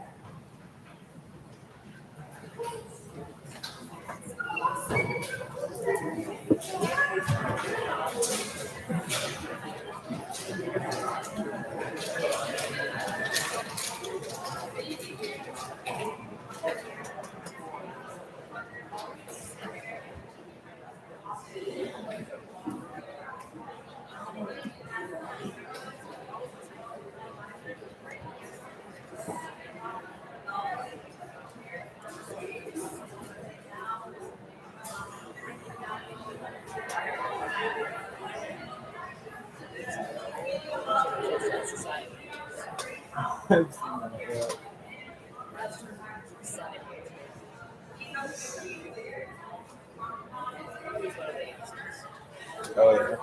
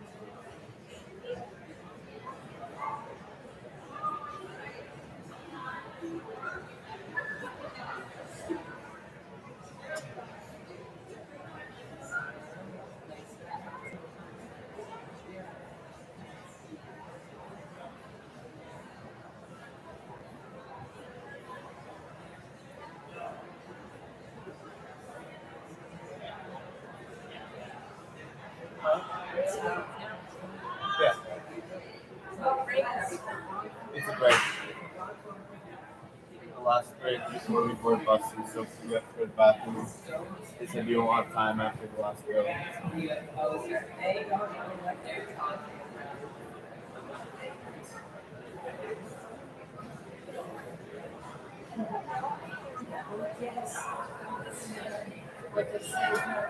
Who's writing on that?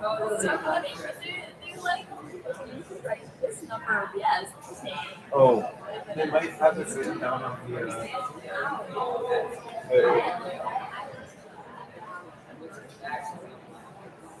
Wait. The bill that they're writing on is this big page.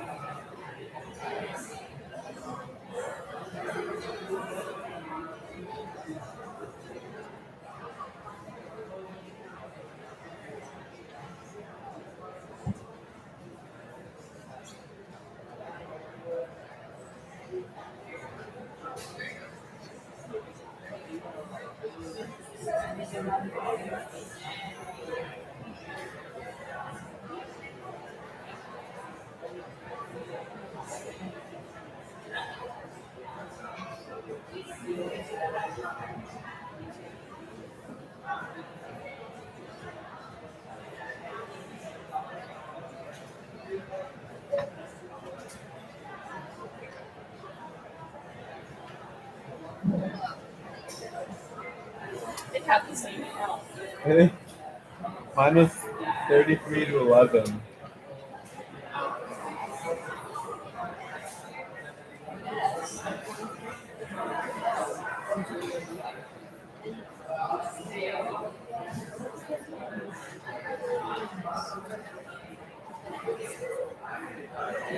And has to be like only like 2 bills passed. Yeah. Yeah, I think my Senate bills didn't pass. I don't remember my house. I think one of them did in house. I don't remember. I had in house. I had cell phone and emergencies, and It could have been different if they changed. I think I had cell phones and wrongful imprisonment. Unless I was Senate, because I've also had death penalty and right to trial. I feel like those were. I don't remember. No, right. It's a house bill. But it's also Senate because It's a no. I don't know. No. I've had those 4 in some way. I don't remember.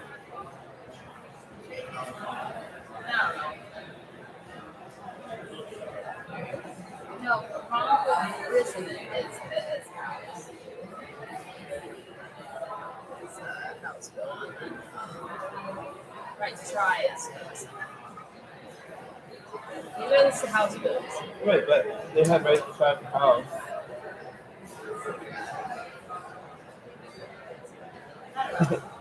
They might switch them between house and Senate. I want to go home. I want to go home.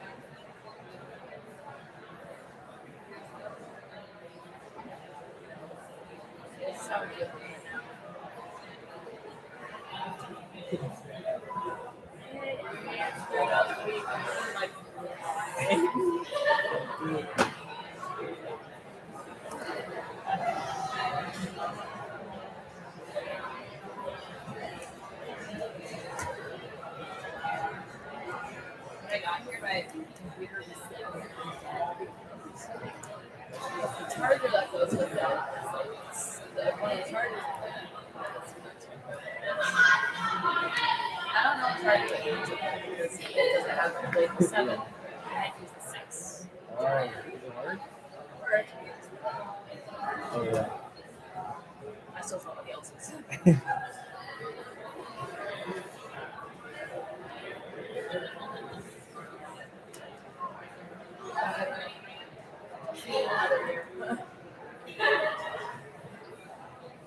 We're not done. Oh, but one bill. But it's not yours, so I don't know if you have to be up here. You can probably go back there. It's mine, so I have to stay.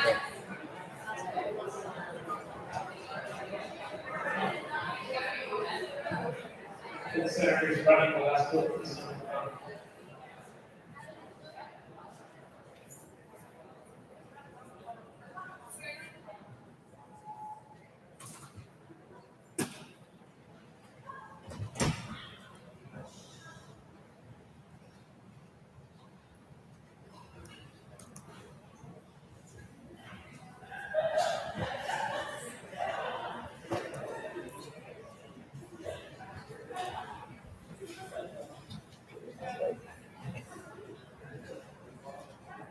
I don't think you necessarily have to be up here.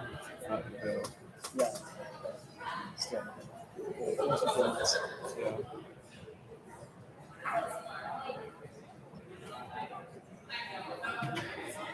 Okay, this article is done. Oh, was it? I'm okay with the design.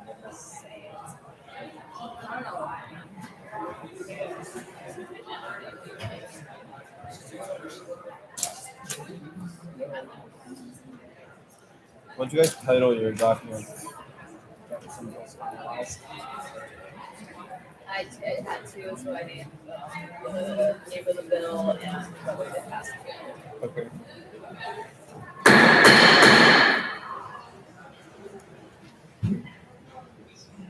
House come to order.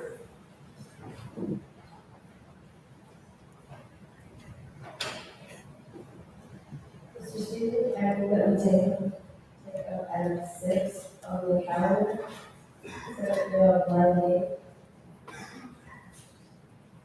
The clerk will read. Senate Bill number 98, a bill to provide compensation of the relief for individuals wrongly imprisoned for crimes the people of the state of Michigan enact. The bill is now open for debate. Sponsors of the bill have presented opening arguments. Representative Jin, Representative Vincent, Representative Vidal. Please find your microphone. Representative Jin, you may now have the floor. Thank you, Mr. Speaker. I am Representative Jim, and I am sponsoring Senate Bill 98, call for imprisonment compensation. Allow me to tell you a story. A colleague of mine was 20 years in prison. 7 years for a 20-year sentence. It was discovered that she had not committed a crime. She was released. Unfortunately, she had no home, job, or phone, and her family provided her no financial support.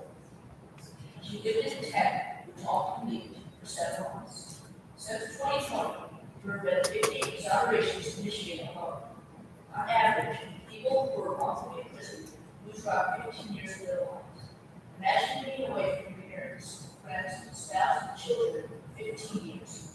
15 years, children, young adults, babies will be in high school, and new president and 2 new presidents will be elected. This is the problem we need to make in the next one. Thank you.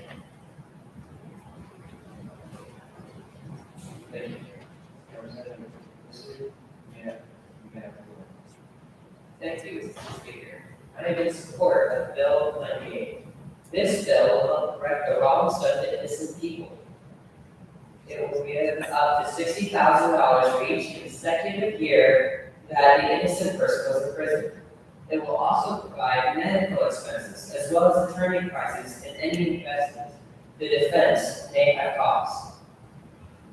When the person is let out of prison, if he has perpetrated no crime and has been proved innocent, he has no form of support or any kind of program to help reintegrate him back into society. Those that are guilty have programs to help them. But like, we treat those that are guilty better than those we have acquitted. Also, this bill will not increase taxes as is taken from Michigan's general fund. 50 people in Michigan alone have been wrongfully incarcerated since 2020, and nothing has been done about it. This bill will aid the fixing of that problem. Vote yes for Bill 98. Thank you. Thank you. Representative Hidalgo, you have the floor. Thank you, Mr. Speaker. I'm here to speak in support of Senate Bill 98, wrongful person compensation act. Imagine this, you have a family, a job, grandkids, memories still to make, a life to live, and then all of that changes. You're accused for a crime that you did not commit, a double murder. You were sentenced to 22 years in prison, 22 years of life lost. This is the story of Jeff Tibbs, an innocent man from Kalamazoo, Michigan, convicted of the murders of 2 men at the age of 50. 21 years into his sentence, it was proven that he is guilt-free from these charges, and while he's now walking through, freedom cannot fix the fact that he lost nearly a third of his life in prison, while he could have been living a life of potential and opportunity for friends and family. Unfortunately, wrongful convictions, much like this one, are not a rarity in our history and have resulted in at least 142 Michiganders spending a total of 1,417 years in prison for a crime they did not commit. This is a problem that desperately needs to be brought to attention in our society today. We cannot turn a blind eye to this atrocity, and that is why we need to implement wrongful prison compensation immediately. Wrongful prison tears families apart, and that is why I vote yes on Senate Bill 98. Thank you. Thank you, Representative Hidalgo.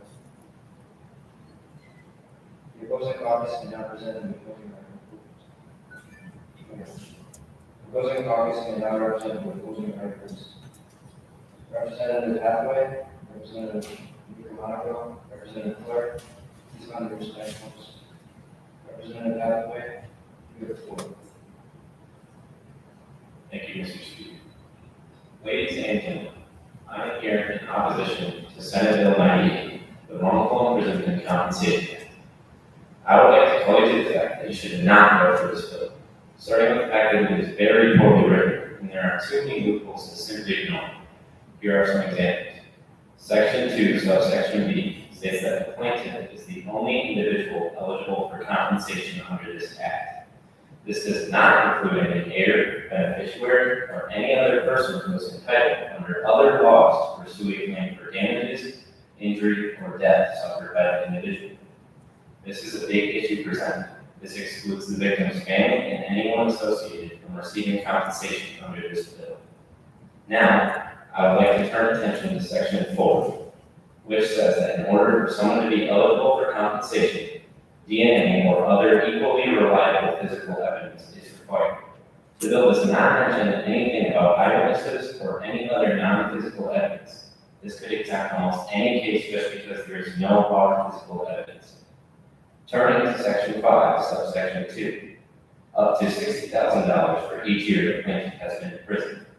The reward includes economic damages, for example, medical expenses and employment costs.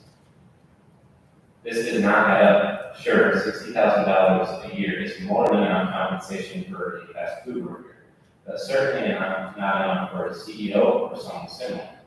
This is another important detail that is not explained in the least. Nothing explains how they cultivate lost wages, pay raises, property raises, etc. From the same section is yet another flaw in the bill. Senate Bill 98 says plaintiffs are eligible for up to $60,000 per year. Nothing about serving 10 months, 1 day, 5 years and 3 weeks, or any other uneven amount of time. If a victim serves 1 day, do they get 360 fifths of 60,000?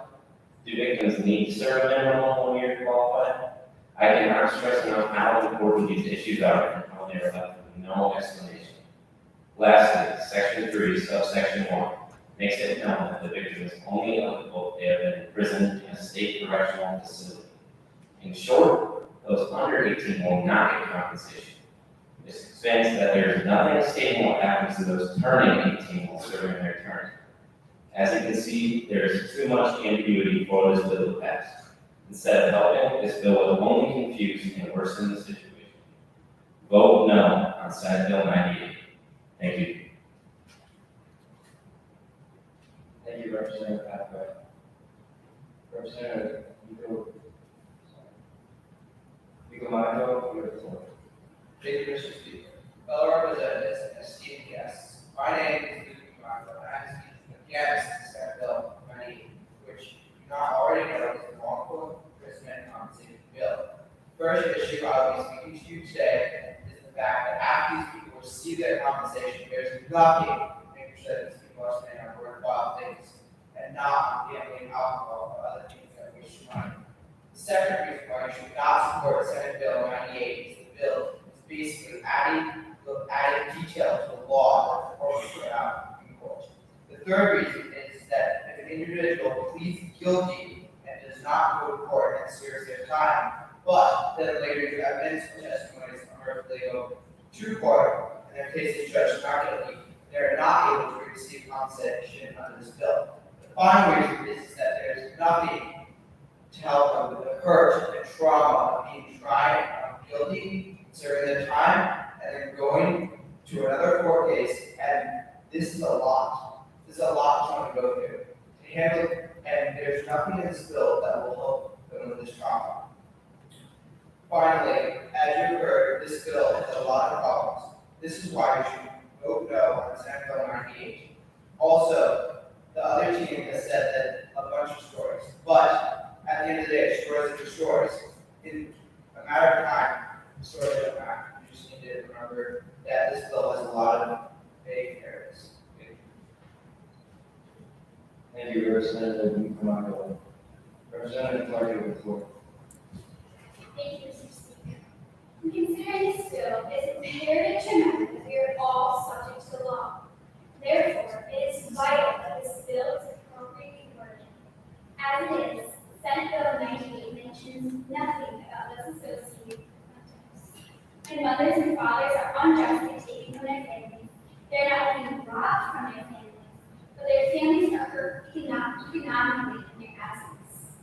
Secondly, the current iteration of legislation only compensates those who have been exonerated based on physical evidence, thus excluding previous convictions not based on faulty DNA testing. In the case of 16-year-old Quinton Carter, Carter was wrongfully convicted of raping a 10-year-old girl.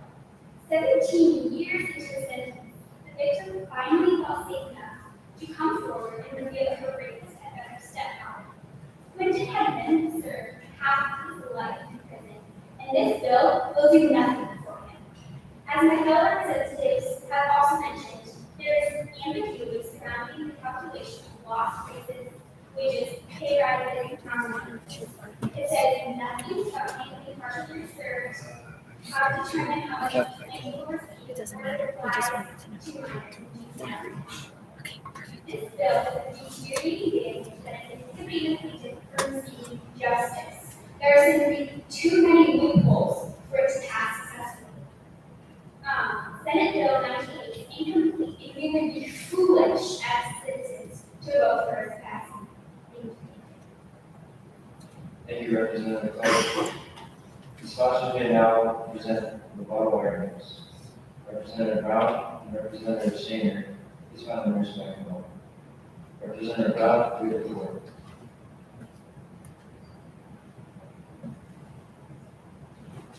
Thank you, Mr. Speaker.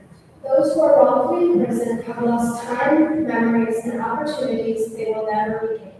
Wrongful conviction is the epitome of failure by our justice system. Accountability is needed, and it's needed now. By providing victims up to $60,000 for each year they were incarcerated, Bill 98 begins to pick up the pieces of broken families and tarnished dreams through financial stability. Compensating for lost wages and attorney fees is a big part of this bill, bringing fairness back into a tragic situation. Medical expense compensation, including upon diagnosis, mental health services, allows victims to begin recovery on a level deeper than just financials through therapy, counseling, or medication. We are aware no amount of money could buy back lost years or erase the heartbreak, but the men and women of Michigan deserve a chance in the years ahead. Vote yes on Bill 98, the Wrongful Imprisonment Compensation Act. Thank you. Thank you, Representative Brown. Representative Senior, you have the floor. Thank you, Mr. Speaker. So I would like to address problems brought up by Representative Monaco. So he brought up that there's already a way to do this by court for people who have been wrongfully imprisoned and get out. I would like to address that once you've been pardoned for your crime, and then you get released from prison, people have been wrongfully accused. They have nothing, no money, no resources. So it'll be very hard for them to pursue a court case against the state with no money. They will not be able to pay for an attorney or any other expenses. And not to mention that they have no time to work in a court case when they should be working to get money and have stability. And also, I would like to mention that all the money is doing a lot of good. So there has been mention that it will not pay for therapy or mental health issues. Well, with that money, they can pay for something like that. And it will. Well, thank you. Thank you, Representative Senior. The debate is now open for supporting and opposing arguments from other caucuses. Representative Chamberlain and Representative Trout, please find the nearest microphones. Representative Chamberlain, you have the floor. I oppose it because as we are all on something. This bill is unnecessary. Representative Chamberlain, could you please justify?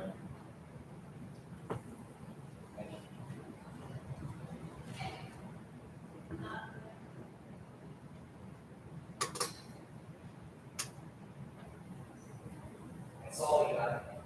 As a system, we have to rise taxes and result from the passage of this bill. And also support construction. I don't know that we can too much damage. Thank you, Representative Chamberlain. Representative Chamberlain, you have the floor. Thank you, Mr. Speaker. I support Senate Bill 98 because I believe in justice. If someone is wrongfully imprisoned, they should at least be given compensation they make up for it. That money is extremely necessary to help people who are in prison for their whole life. Because people who are in jail and no job, no house, and no money. This is not the okay in most circumstances. When the people someone being wrongfully imprisoned is extremely unreasonable. Senate Bill 98 will let them use it in a normal way. I support this bill and I strongly encourage everyone else to vote yes to the wrongful compensation action.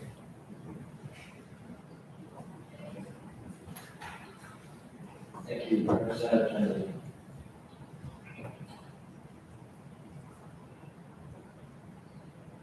Mr. Speaker, I move to this question. Without objection, the previous question is ordered. The bill made out, the bills are now on the third reading. All those in favor of passing the bill, please stand.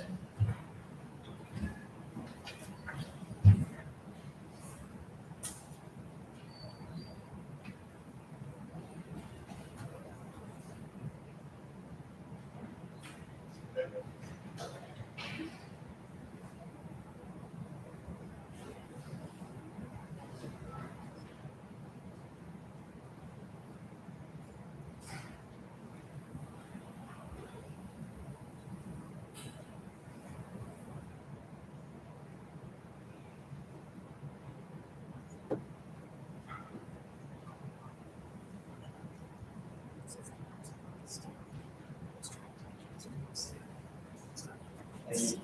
You may be seated. All those opposed to the bill, please stand.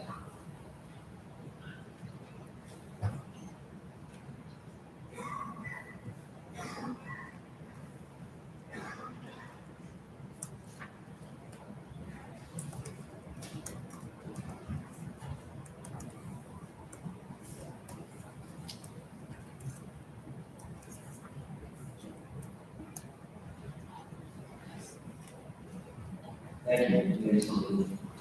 Are there any extensions? Please stand. Would you put these in your binder in case anyone around you happens to need one?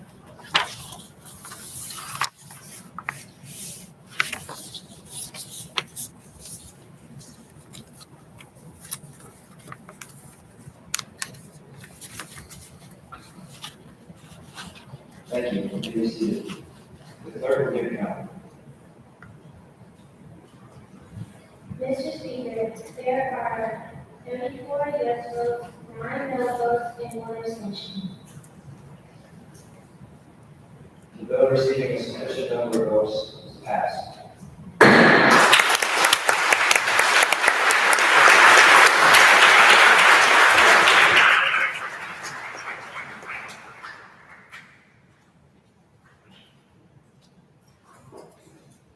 All right, well done, all. Win or lose, you worked hard, you spoke well, and you were very respectful of each other, which is a skill in policy debates that many people have trouble with and even they can learn.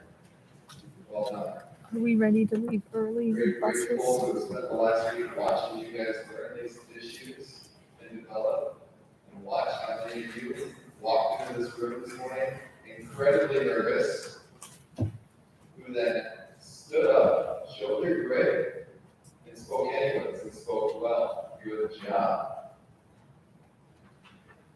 But as we go to leave today, remember that we're not quite done. Not quite done. We'll be headed back to Spring Arts campus for the closing ceremony at 5 p.m. And Jackson McGallagher, you're welcome to join. We're going to have you.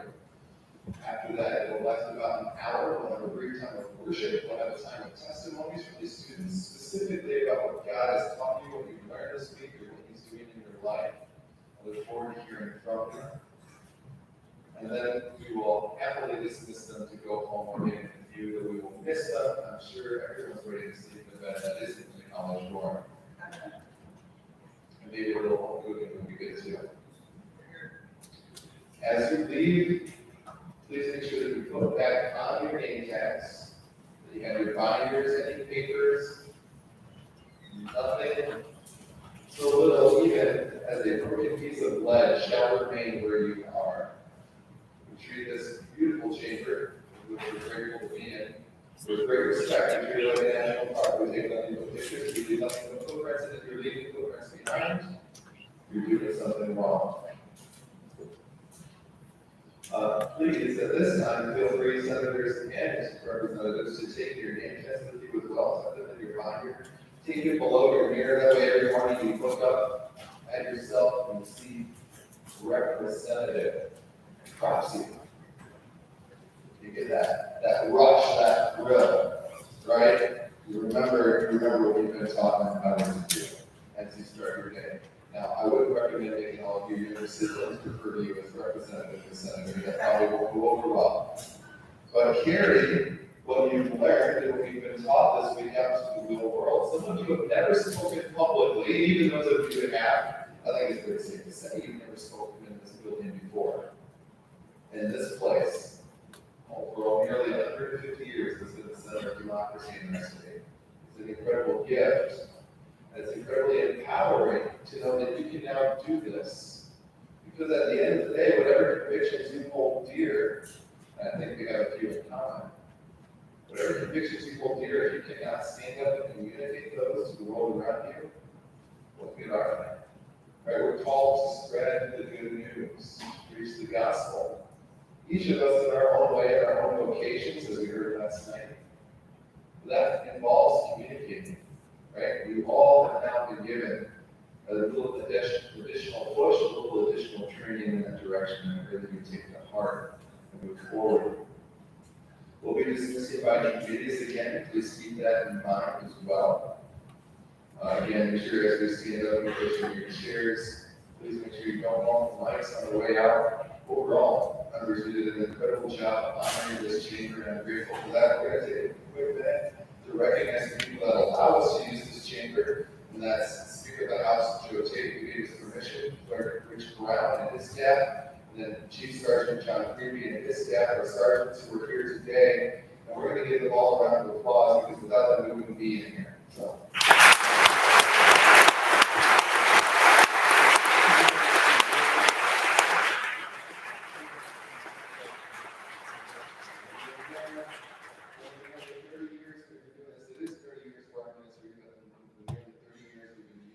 Chamber is only 1 year where we weren't able to be in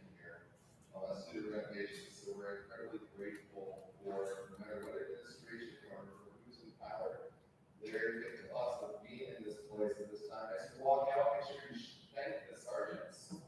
Today was a good day for them because you all behaved. It's a good day for us because you all behaved tonight. I have no doubts otherwise, but there are some days where they were up until 2 a.m. Friday morning, protecting and guarding over the actual last session, and then they turn around and they get back here at 8 in order to allow us to use this chamber. So even though today was a good day for them, they didn't have to be up late last night, we're still incredibly grateful, especially for the times that they have done that. Again, as we leave name tags, binders, name tags, leave nothing behind. We'll be dismissed in committees and then we'll be led down to the buses. We have, in theory, plenty of time to get back to campus and allow you to change out of your dress duds, your Sunday best, into something a little more casual for the closing ceremony. But that requires us to lead civilly in an organized fashion, just as we rehearsed all week. Well, as we've instructed all week. I think. Oh, yes, we're gonna do a quick photo before we dismiss and before we adjourn the session. I think I've covered all our other announcements. Yes, I'm sorry, yes, this is the new dismissal process. Usually this is committee, again, this requires speed and efficiency, my friends, speed and efficiency. You bring your amazing dismissal from bounds of your speeches. As your respective committee, let's stop and stand at the doorway with your crew members, and we'll take a quick group photo, okay, of your committee, the whole committee. But right now, I'm gonna have you all stand and all the media file in the back of the room real quick. We're all gonna stand up, and we're gonna try to take a hand photo. Media.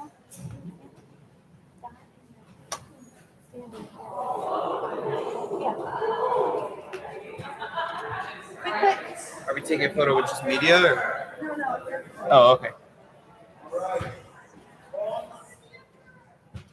Phones down. Ooh, that's a lot. Phones down. Okay. We're gonna try to just nice smiles and then we want to do it right. All right. Ready? Breathe.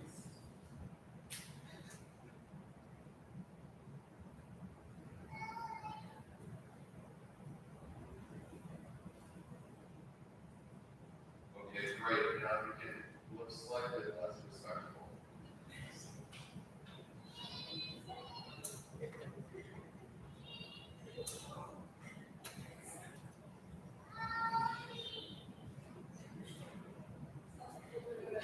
Fantastic. Good job. Round of applause.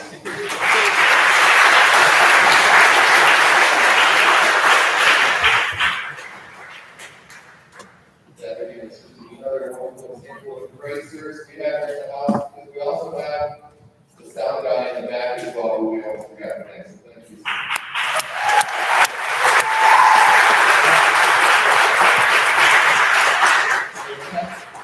The tech guy is always underappreciated until he's not there.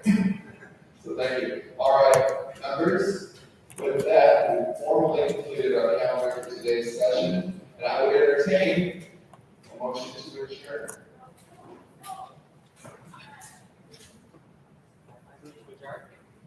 Representative Chamberlain so moves. Is there a second? Somebody whose name I can see or pronounce. Representative Larson, you second the motion? All right. Is there any objection? All right. All those in favor say aye. Aye. All those opposed say nay. Hello, this is Isaac. If you come back and here, it's okay. The House stands. Yeah, what's up? That's not there.